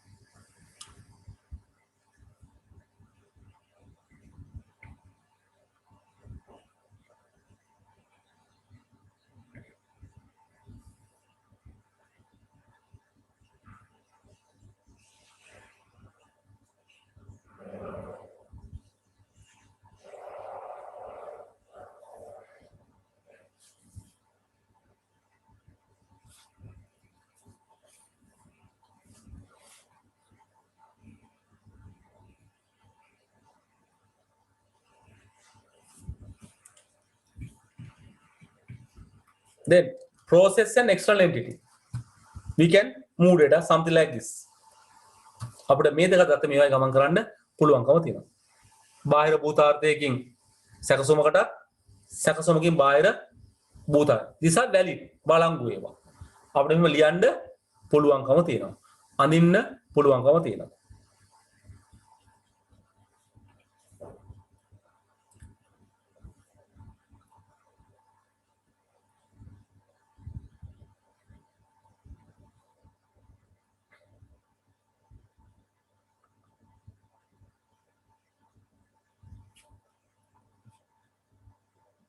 නේද? So we move to the next one. Next rules. දැන් මම note එක දෙලා තියෙනවා මම රූප ඇඳ ගන්න තියෙන්නේ. Okay. Process to data store. We can move. Process data store. එහෙනම් මේව අපි ඇඳ ගන්නවා. Process data store. We can move the data. අපි ඇඳ ගමු. මේකත් possible. මේකත් possible.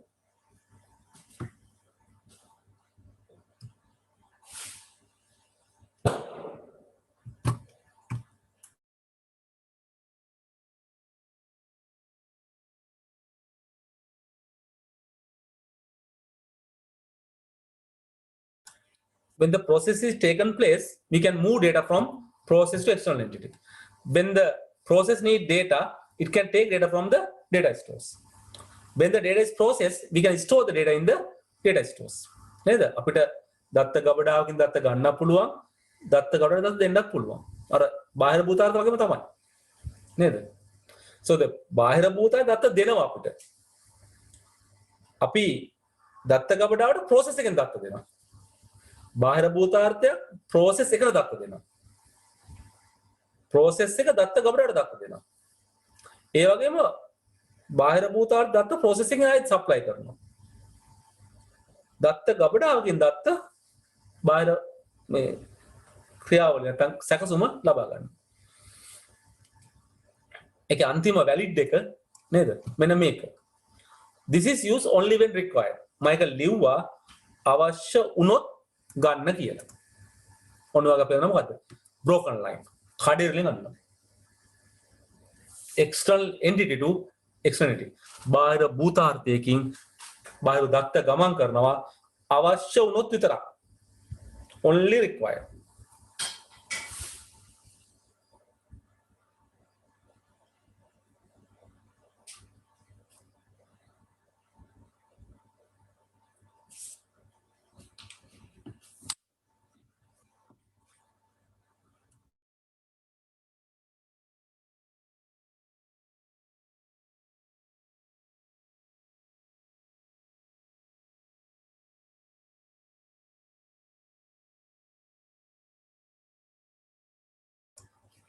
So the normal concept is the data should move through a process. සාමාන්‍ය සංකල්පය දත්ත ගමන් කරන්න ඕනේ යම් ආකාරයක සැකසුමක් කරහා. එහෙම යන්නේ නැත්නම් ඒ දත්තය බාහිරයි. If it is not going through a process, it is external. There is no validity on that. එහෙම යන එක වළංගු භාවයක් නෑ. ඒකයි මේ කියන්නේ. අපි දත්තයක් ගමන් කරනකොට දත්තේට මොන හරි දෙයක් සිද්ධ වෙන්න බෑ. දත්තයේ දත්තය තව කියලා වැඩක් වෙන්නේ නෑනේ. ඒක නිසා අපි කියන්නේ මේ බාහිර භූතාර්ථයකින් බාහිර භූතාර්ථයකට දත්තයේ ගමන් කිරීමේ ප්‍රයෝජනයක් නැහැ කියලා. මුකුත් වෙන්නේ නෑනේ. මුකුත් වෙන්නේ නෑ. එතකොට මේකෙන් ප්‍රයෝජන. එසා මෙහෙම එකක් ඇඳීම හරිද වැරදිද කියන එක ගැන අපිට තර්ක කරන්න බෑ. හේතුව විභාගෙදි ප්‍රශ්නයක් දීලා උත්තරයකුත් දීලා ලකුණුත් දුන්නානේ. ඒ වගේම එකම එක මැනුවල් එක මේක තියන්න පුළුවන් කියලා. නේද? I have that book with me. There is a practical SSCDM version 4. That book says it is possible. හැබැයි අනිත් හැම පොතකම කරනක බෑ කියලා. මම පාවිච්චි කරන පොත් SAD වලට මම 12ක් තමයි ගැතේ තියෙනවා. ඒ හැම එකම එක බෑ කියලා. අර තමයි කොප්පුවා. ඒ නිසා මම ඒක කොහොම ඇන්දා මම ඒකයි වෙන් රිකවර් කරලා ලිව්වෙත් ඒකයි අවශ්‍ය දේ කියලා. ඉතින් මේක මෙහෙම තියෙනවා. ඉතින් ඔයගොල්ලෝ දන්නවා අපි නේ ඔය මම කියපු පොත ලියලා තියෙන 1970 ගණන් වල ඒ පොත 70 ගණන් වල පොතක් හරි. ඉතින් ඒකේ තමයි ඔක තියෙන්නේ. ඊට මේක සංකල්ප ගොඩාක් වෙනස් වුණා. ඉතින් මොකක් හරි හේතුවක් නිසා කවුරු හරි ඔය සිලබස් හදන කෙනෙක් හරි පේපර් හදන කෙනෙක් හරි ඒ පොත පාවිච්චි කරන්න ඇති. ඒක දැක්ක අය එහෙම පුළුවන් කියලා එනිසා ඒක පාවිච්චි කරා. ඉතින් මමත් පිළිගන්නේ මේක ඕනේ නැහැ කියලා. I also believe that this is not required. not මම ළමයින්ට උගන්වනවා මේක මතක තියාගන්න. මොකද විභාග ලකුණු හම්බ වෙනවා. දෙයින් අපිට ලකුණුනේ. නේද? ඒ නිසා ලකුණු ගන්න මේක මතක තියාගන්න. I am saying I don't like this one, but you have to think this one to get marks. To get marks, okay? That's the only thing you want to understand.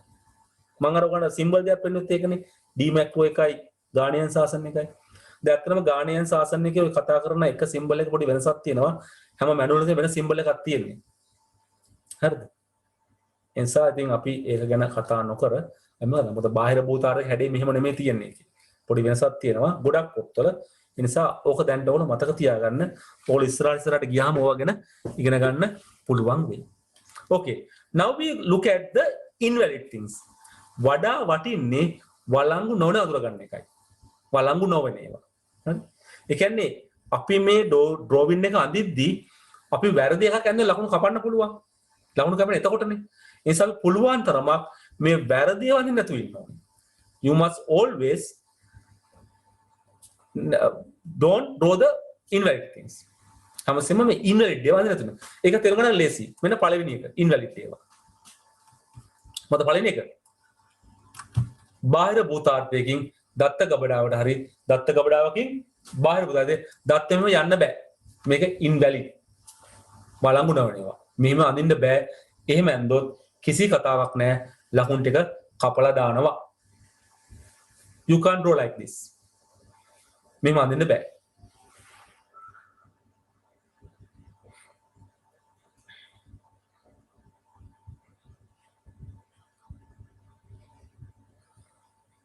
ඊළඟ උදාහරණ මොකද්ද? දත්ත ගබඩාවකින් දත්ත ගබඩාවට මෙහෙම යන්නත් බෑ.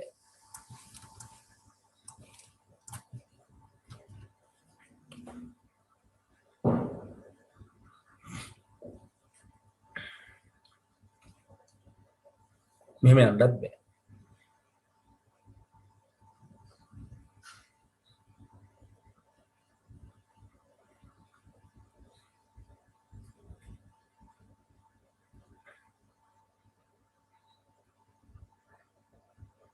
ඉතින් ඔය දෙක අඳින්න නැතුව අපි ඩයග්‍රෑම් එක ඇඳගත්තොත් අපිට කොහොම හරි හොඳ ඩයග්‍රෑම් ඇඳගන්න පුළුවන්කම තියෙනවා. මේක අමාරු දෙයක් නෙමෙයි. හැබැයි අපි ටිකක් සීකල්පනාවෙන් කරන්න ඕනේ. අපිට පුළුවන් වෙන්න ඕනේ ඔය කියපු කාරණා හතර අඳුර ගන්න. This is not a difficult activity. If you can identify these four things. What are these four things? Process, external entity, data flow, and data stores. If you can find these four, you can complete the diagram. අපිට මේ හතර අඳුර ගන්න පුළුවන් වුණොත් අපිට වැඩේ කරන්න පුළුවන්. ඒ නිසා මම පුංචි එක්සර්සයිස් එකක් වශයෙන් උතන දුන්නා තව කොලයක් නේද? ඒකේ තියෙන එක්සර්සයිස් ටික ගන්නේ කොලේ අතට අපි ඒ කොලේ අරගෙන දැන් වැඩේ කරන්නයි යන්නේ. හරිද? අපි වැඩේ කරන්නයි යන්නේ. ඉතින් ඒ අතරේ මම ලිව්වා පුංචි දෙයක් නේද? ඕකේ මම ලිව්වා ඔයගොල්ලෝ කරන වැරදි. පොදු වැරදි ටිකක් මම ලිව්වා. නේද? පොදු වැරදි ටිකක්. මේ ගොඩාක් පොත්වල පාවිච්චි කරන ඒවා මෙතන පොදු වැරදි ටිකක් නේද? A processing step may have input flows but no output flows. සැකසුම් පියවරක ප්‍රධාන දත්ත ගැලීම් සටහන් කරනවා හැබැයි ආදාන නැහැ. නැත්නම් ආදාන ප්‍රදාන. මෙන්න මේ කාරණා තුන. ඉතින් පුළුවන් තරමක් ඕවා මග හරින්න.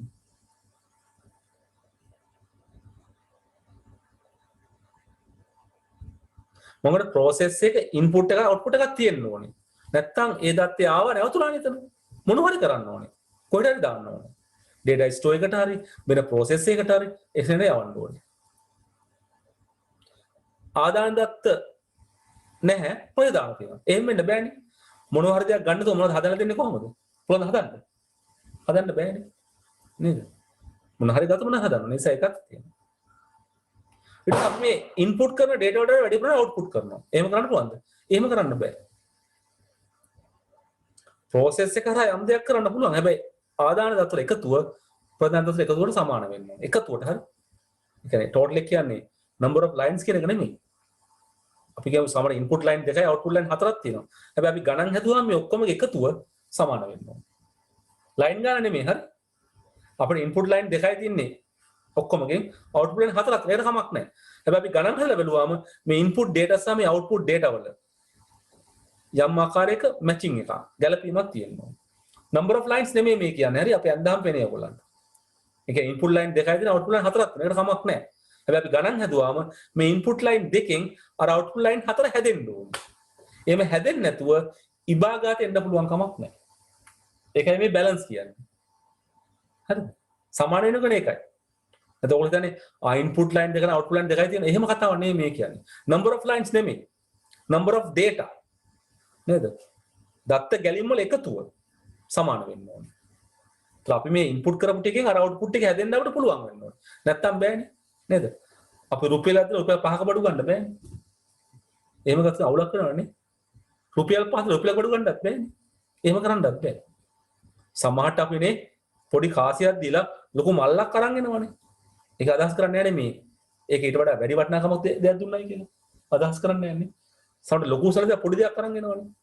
ඔය හිතන්නකො කතාවක් තියෙන පුළුන් රාත්‍රලයි යකඩ රාත්‍රලයි කියලා. නේද? මොකද්ද බර වැඩි? පුළුන් රාත්‍රලද යකඩ රාත්‍රලද? බරෙන් සමාන. ඒ ප්‍රමාණය ගත්තොත් ෆිසිකල් ප්‍රමාණය. යකඩ රාත්‍රලක් කියන්නේ ෆිසිකලි පොඩ්ඩක්, පුළුන් රාත්‍රලක් ෆිසිකලි ගොඩක්. නේද? ඔය දන්නවනේ. ඒ වගේ මේ කියන්නේ මේ ආදාන ප්‍රදාන ගැලපෙන්න ඕන. අර ලයින් ගාන නෙමෙයි. දැන් කටින් ලයින් ගාන නෙමෙයි. So how many inputs you put, how many outputs you get, when you calculate it, the total should be equal. ඔක්කොම එකතුව සමාන වෙන්න ඕනේ. දෙපැත්ත බැලන්ස් වෙන්න ඕනේ. නැත්තම් මේ flow chart මේ DFT එක unbalance වෙනවා.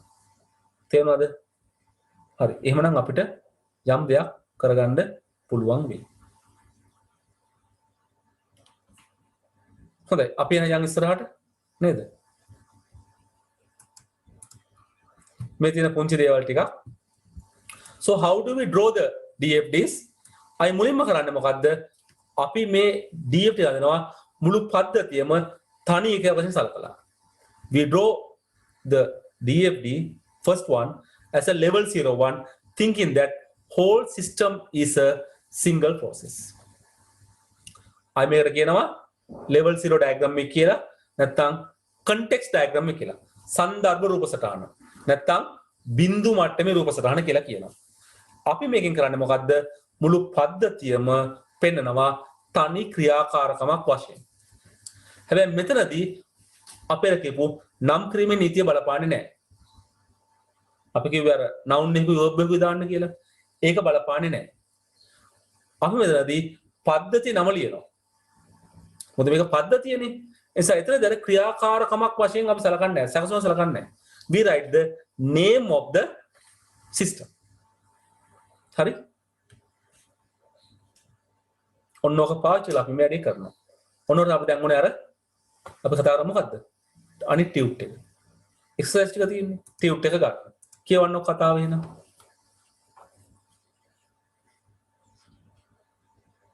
රෝගීන්ගේ තොරතුරු කළමනාකරන පද්ධතිය. දෙපාරක් විතර කියවන්නකො හොඳට. තුන් පාරක් කියවත් කමක් නැහැ. When you are reading this story, try to identify what are the process we have in this story, what are the external entities, we can find it here, what are the data flows, we have it here. Because in the level 0 diagram, we do not draw the data stores. Context diagram එකේ අපි දත්ත ගබඩා අඳින්නේ නැහැ. We don't draw the data stores in the level 0 diagram. We don't draw them. අපි එකේ දත්ත ගබඩා අඳින්නේ නැහැ. එහෙනම් ඉඩ තිබ්බ නෝට් එකේ අඳින්න ඕක ඩයග්‍රෑම් එක. එහෙනම් බලන්න ඉස්සෙල්ලාම අපිට පුළුවන් ද කියලා මේකේ බාහිර භූතාර්ථයි දත්තරගේ අඳුර ගන්න. ඔයාලා මට කියන්න අඳුරගත්ත නම් මේකේ බාහිර භූතාර්ථ external entities මොනවද කියලා. What are the external entities? Who or what provide data to the system? Who or what get data from the system? බාහිර භූතාර්ථ කියන මොකද්ද? පද්ධතියට දත්ත ලබා දෙන අය හෝ දේවල්, දත්ත ලබා ගන්න අය හෝ දේවල්.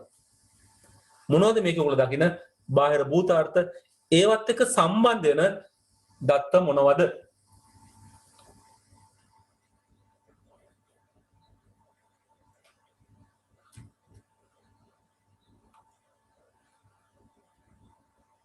දාන බණ්ඩක් ගාලා ඔල අඳුරගත්ත බාහිර භූතාර්ථ සහ දත්ත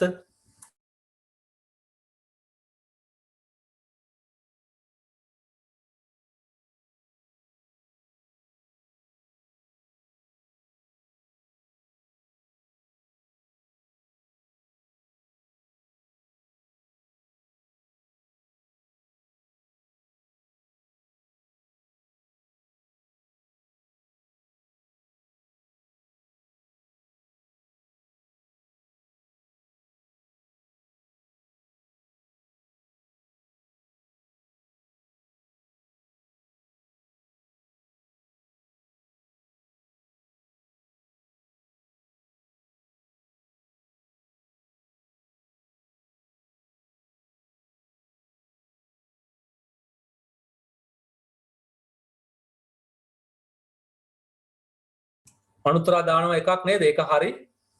එයත් එක්ක සම්බන්ධ දත්ත මොනවද?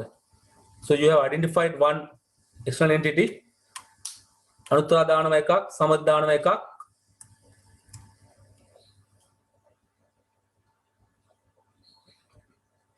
ඒක උතර සම්බන්ධ බාහිර භූතාල සටහන් කරන්න. notify the data related with him. සමති මේක දත්තයක් වශයෙන් සලකන්න පුළුවන්ද?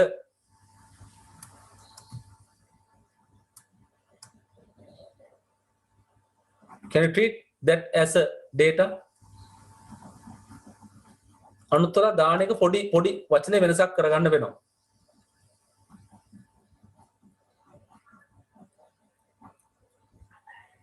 එක අපිට ගන්න පුළුවන් පොඩි වෙනසක් කරනවා. අනික අය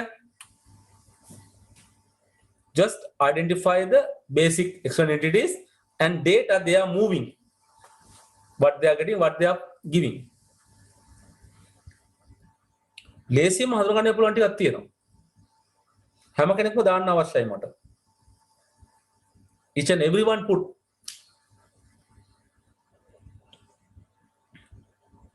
මේක සරල උදාහරණයක් හැම කෙනෙක්ටම අඳුර ගන්නට පුළුවන්. පාසුවෙන් තියෙනවා ඒක.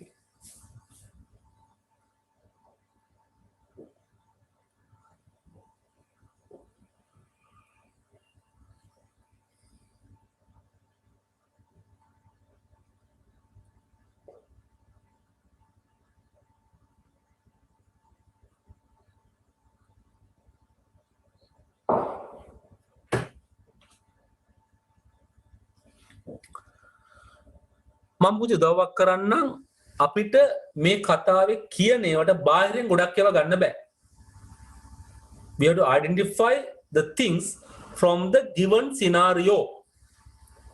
You read the scenario. We are taking all the things only from the given story. අපි සියලු ලබා ගන්නේ මේ දීලා තියෙන කතාව තුලින් විතරයි. නේද? අපි හොයන්නේ මේ කතාව තුළ තියෙන බාහිර භූතාර්ථ මොකක්ද?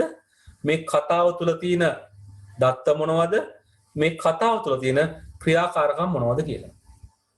We are trying to identify external entities, process and the data within the given story. මිතේජි හොයාගත්ත එක හරි. මීට අමතරව තව තියෙනවා. අපිට ඔගේ කීපයක් හම්බ external entity. We will find few external entities in this story.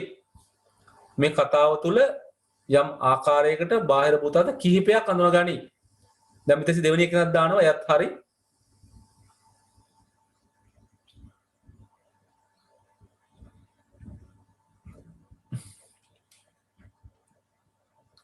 අනුත්තර දාන දෙවෙනි එකත් හරි.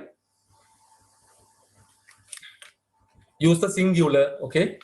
ඒක වචන පාවිච්චි කරන්න.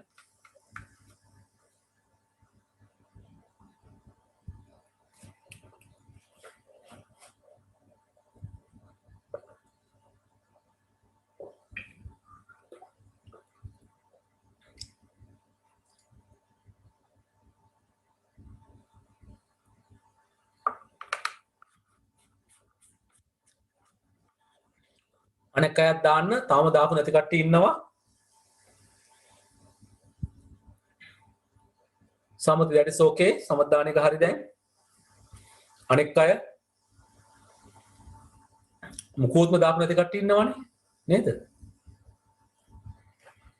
එහෙනම් අපි හැම කෙනෙක්ම මේක අඳුර ගන්න පුළුවන් වෙන්න ඕනේ.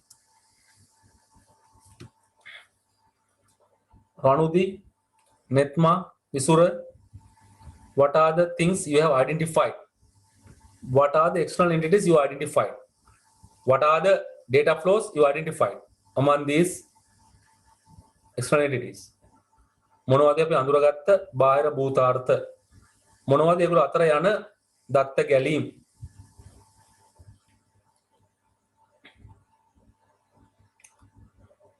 Something that whatever you are putting is not a data. It is some kind of process. So here first step, we are trying to identify the external entities and data flows. We are going to draw the level 0 diagram, the context diagram. Context diagram needs only the external entities and data flows. අපි මුලින්ම කරන්නේ level 0 diagram එක අදිනවා. නැත්නම් සන්දර්භ සුරණ. මේකට අවශ්‍ය කරන්නේ අපේ පද්ධතිය අපිට හම්බ වෙන බාහිර භූතාර්ථ ටිකයි ඒ වතර සිද්ධ වෙන දත්ත ගැලීම් ටිකයි.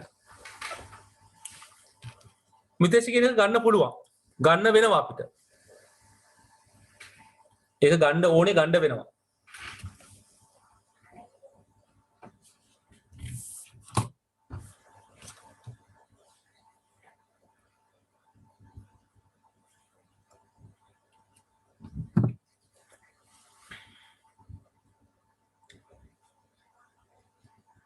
මම උදව්වක් කරන්න අපි ගන්න මොකදද? අපි මේ වගේ පුංචි chart එක ඇඳ ගන්නවා. මෙතන බාහිර භූතාර්ථය එක්ස්ප්ලේන් එක මෙතන එයාගේ data ටික. දැන් බලන්න.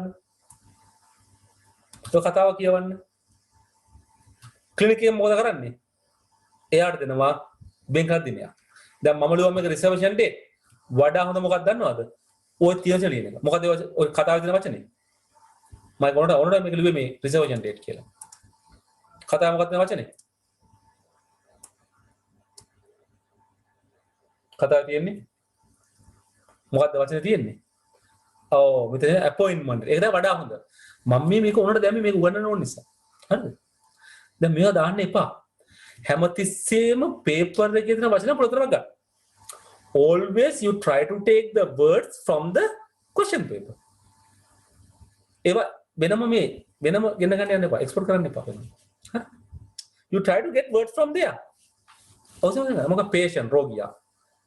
බෙන්කලක් දිනේ reservation date. නේද? දැන් මේක අපිට තියනද කතාවේ? තියෙනවනේ. තියෙනවා. අපි ඒක ගලපලා ලියනවා. නේද? දැන් මෙතනත් මේ notice of confirmation of request මොන හරි එහෙම එකක් දාත යන්නේ නේද? acceptance of අපි දැන් ඒකයි වචන වල තියෙන වචන. කියලා බලන්න notice එක. ඒක වචන දාගන්න. ඉතින් මම මේ කිව්වේ මම මේ නිකන් වචන ලිව්වා. හැබැයි ඕගොල්ලෝ දාන්නේ මොකද්ද? ඔය paper එකෙන් දෙන වචන. So better to use the appointment date. Better to use the notice of confirmation of attendance හරි මොන හරි ඕන එකක් දාත හැකියි. වෙනවද? අර වචන ගන්න note එකේ තියෙන ඔය විස්තරේ. මම මේ ලිව්වේ නිකන් ඔයගලන්ට පේන්න. මේ වගේ තමයි වෙන්න ඕනේ ආකෘතිය කියලා. This is just a sample how we are making it.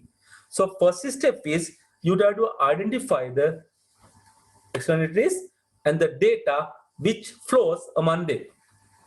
දැන් අපිට මෙයා හම්බුණා නේද? දැන් තාමත් උත්තර නොකියපු දෙතුන් දෙනෙක් ඉන්නවා නේද? අපිට හම්බ වෙන ඊළඟ externality මොනවද? මොනවද අපිට හම්බ ඊළඟ externalities? තව තියෙනවනේ නේද කීපයක්? මොකද හම්බ වෙන්නේ? තව දැන් මිතේෂි එකක් කිව්වා.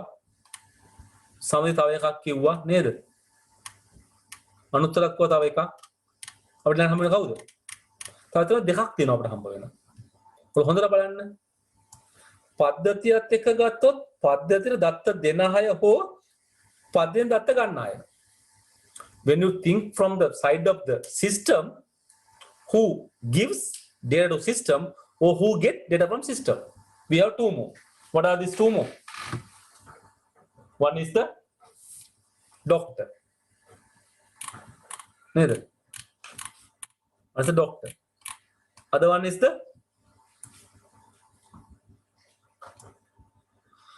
සමති මේ කියන කතාව අපිට හම්බ වෙනවද මේක ඇතුලේ? මේ කියන කතාවේ මේක හම්බ වෙනවද? කතාවෙන් පිට යන්න බෑ. හරිද? අපි හැමසෙම බලන්නේ මේ දීලා තියෙන ස්ටෝරි එක තුල තියෙන විතරයි. වෙන මොකුත් අපිට ගන්න බෑ. තව ඕන තරම් සිද්ධ වෙන්න පුළුවන්. අපි ප්‍රශ්න පත්‍රයේදී ප්‍රශ්නේදී අපි සලකන්නේ ඔය ටික විතරයි. මොකද අපේ limitation of the system. පද්ධතියේ සීමාව කියන්නේ ඕකයි. අපි කතා කරා මතකද? පද්ධතියේ සීමාව කියලා එකක්. පද්ධතියයි බාහිර පරිසරය වෙනස් වෙන සීමාව. මේකේ පැහැදිලිව කියනවා පද්ධතියේ කරන්නේ මොනවද කියලා. That is very very important to understand the boundary of the system. We are not going beyond that. අපි ඒකෙන් එහාට යන්නේ නැහැ. හරිද? ඒකට යන්නේ නැහැ. එස අපි සිස්ටම් එක මේ හිතන්නේ ඔක්කොම ක්‍රියා කරන්නේ නැහැ. අපිට දෙන set target. We are doing only that target. That's all. We are not going beyond that. හරිද? ඒ මේ පස්සේ අපිට හම්බ වෙනවා තව එක්කෙනෙක්. කීප දෙනෙක් අඳුරගත්තා. මට තව අනිත් කට්ටියත් කියන්න ඕනේ කියලා මම හිතනවා උත්තරේ නේද? කියලා ඊනකට තව උත්තර නොකියපු කට්ටිය කීප දෙනෙක් නේද? මේක ඕගොල්ලෝ තනියම කරන්න ඕන දෙයක්. මම කරන්නේ උදව් කරන එක විතරයි. I am helping you to achieve that. You have to do that. For the second one, follow. ඉතින් මේ වගේ පුංචි chart එකක් දාගන්න. විභාගෙදි මේක අත්‍යවශ්‍ය නැහැ. හැබැයි මේව chart එකක් දාගත්තම අපිට වර්ධන ප්‍රමාණය වෙනවා.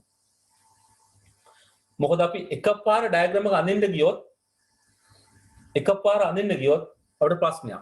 ඒක ඔයගොල්ලෝ මේක පොතේ ලියා ගන්න තමයි වඩා හොඳ මත කොලේ කියලා අලෝ ගන්න එක වඩා හොඳයි කියලා මම හිතනවා. කොලේක දාගන්න එක වඩා පහසුයි අපිට. නේද? So first thing what we are going to do is we are identifying the external entity and the data flows to draw the level 0 diagram. Context diagram. අය මුලින්ම කරන්නේ මොකද්ද? අපිට අවශ්‍ය කරන සන්දර්භ උසර අඳින්න අවශ්‍ය කරන බාහිර භූතාර සහ දත් රඳ ගන්නවා. මෙහෙම කරොත් වැඩි ලේසි. නැත්තම් අපි මේක ඇඳලා පස්සේ අපිට මොන හරි අතහැරුණොත් වැඩි අමාරු වෙටෙනවා.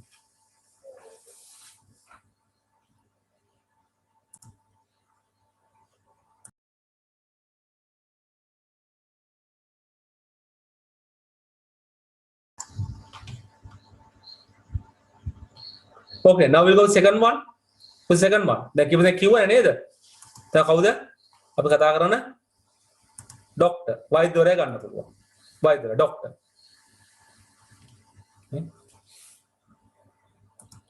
වෛද්‍යවරයා ડોක්ටර් ගන්න පුළුවන්. තව එකක් තියෙනවා අපිට ගන්න පුළුවන් එකක්. නේද? ඔය දැන් සමහර අය කියන ඒවා නෙමෙයි අපිට ගන්න වෙන්නේ. මේ කතාව ඇතුලේ තියෙන ඒවා. මොකක්ද ඒ? දවල් දන්නවා වෛද්‍යවරයා රෝහලේ වැඩ කරනවා. හැබැයි පද්ධතියත් එක ගත්තොත් පද්ධතිය වෛද්‍යවරයා යම් දෙයක් දෙනවා පද්ධතිය යම් දෙයක් ගන්නවා. ඔය හොඳට බලන්න අර අපොයින්ට්මන්ට් දෙන්නේ කරන්නේ කවුද? රෝහලේ සේවකයෙක්. හැබැයි එයා ගැන කතා කරොත් පද්ධතියෙන් තමයි මේ දිනේ දෙන්නේ. පද්ධතියෙන් දිනේ ලබා ගන්නවා.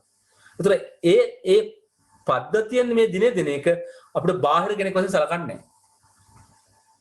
මොකද giving appointment is doing by the system. එනිසා අපි ඒක පද්ධතියේ ක්‍රියාවකෙන් සලකනවා මිසක් ඒ බාහිර භූතාර්ථයක් ගැන කතා කරන්නේ නැහැ. මොකද ක්ලිනික් එක කියන්නේ පද්ධතිය.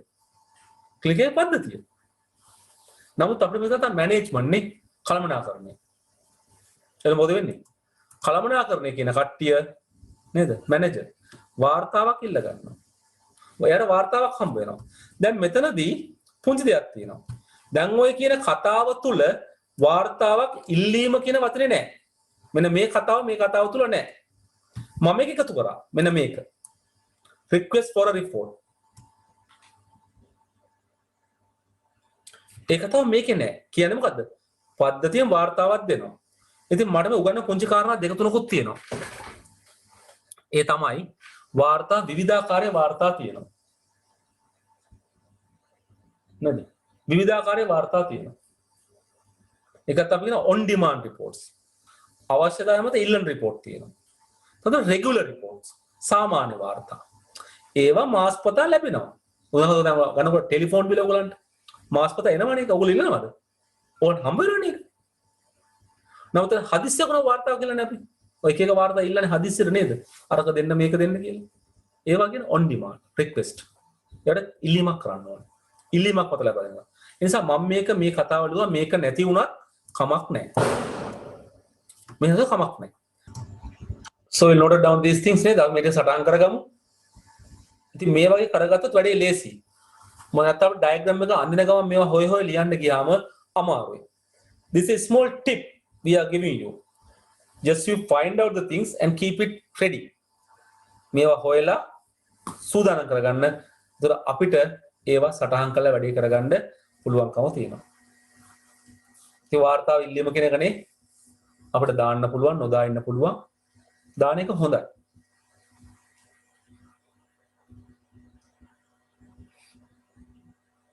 Now we have the required things.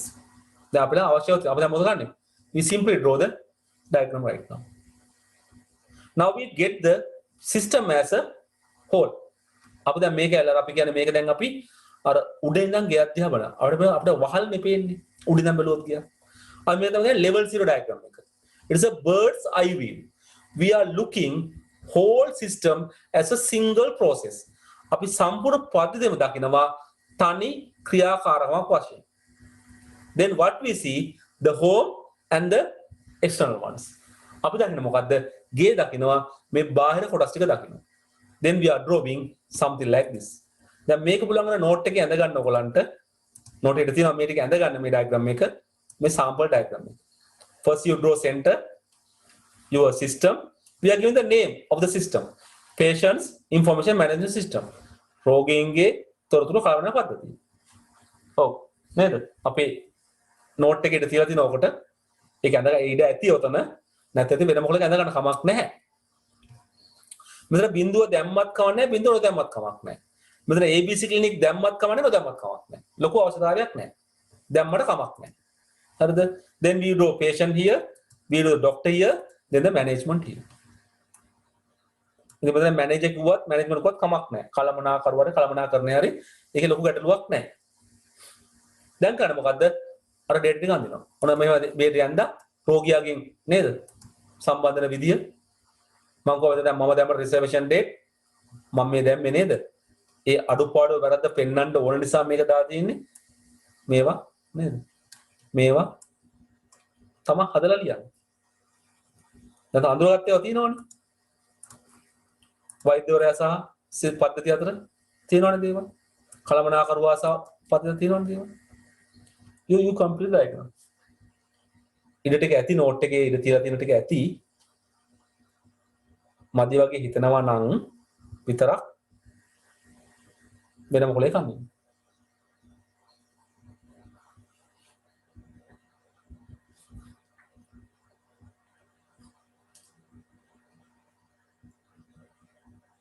ඉතින් දත්තේ ඔය ඉර මැද්දේ යන්නත් කමක් නැහැ. අපි ගොඩක් අනේ ඉර උඩ හරි යට හරි. දැන් පේපර් එකෙන් දකින්නවා ඉර සේව් කරගන්න ඔක මැද්දේ දීලා තියෙනවා. ඉර කපලා. එහෙම කරත් කමක් නැහැ. ඉර ඉඩ හෝ මේ ඉර යට හෝ ඔයාලට ලියන්න පුළුවන්.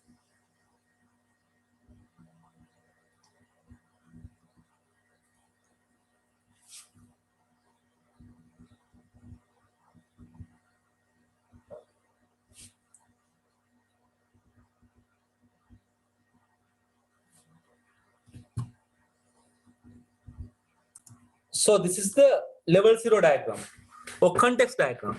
I මේක කියනවා බිඳුව මට්ටමේ සටහන කියලා.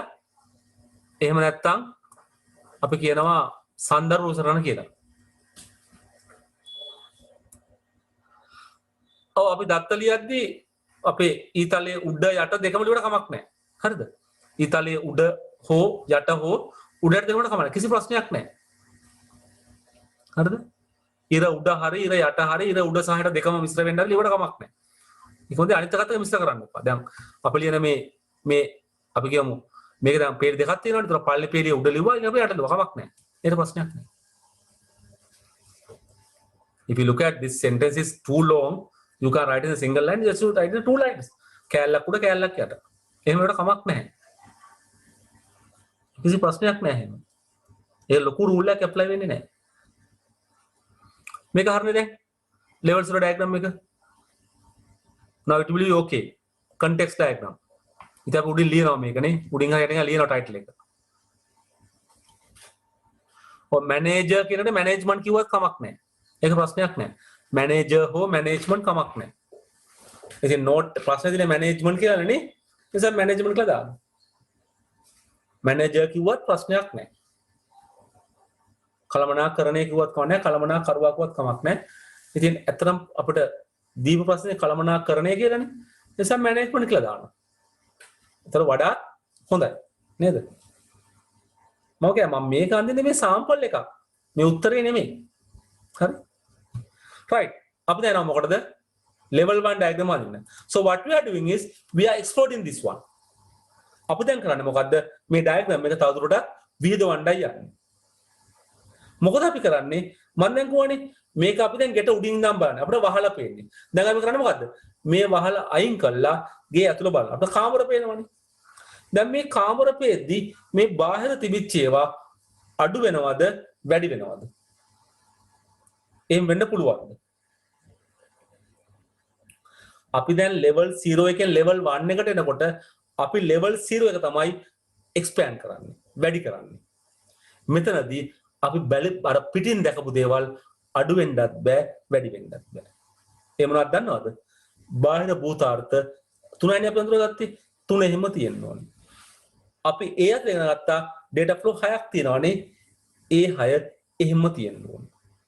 ඒවා වෙනස් වෙන්න පුළුවන් කමක් නැහැ. That is the rule. මම මේ ටික ලිව්වා නේද? When you are expanding this one, when you are exporting this one, okay, sometimes called decomposing, we can't change the structure of that one. අපි කරන්නේ අර මැද්දේ පද්ධතිය තමයි වැඩි දියුණු කරන්නේ. මැද්දේ පද්ධතිය වැඩි දියුණු කරද්දී අර දැකෝ බාහිර භූතාර්ථවත් අර දත්ත ප්‍රමාණයවත් අඩු වෙන්නත් බෑ, වැඩි වෙන්නත් බෑ. It is called the balance in the data flows. අපි මේවා මේ ටික තුලනය කරනවායි කියලා.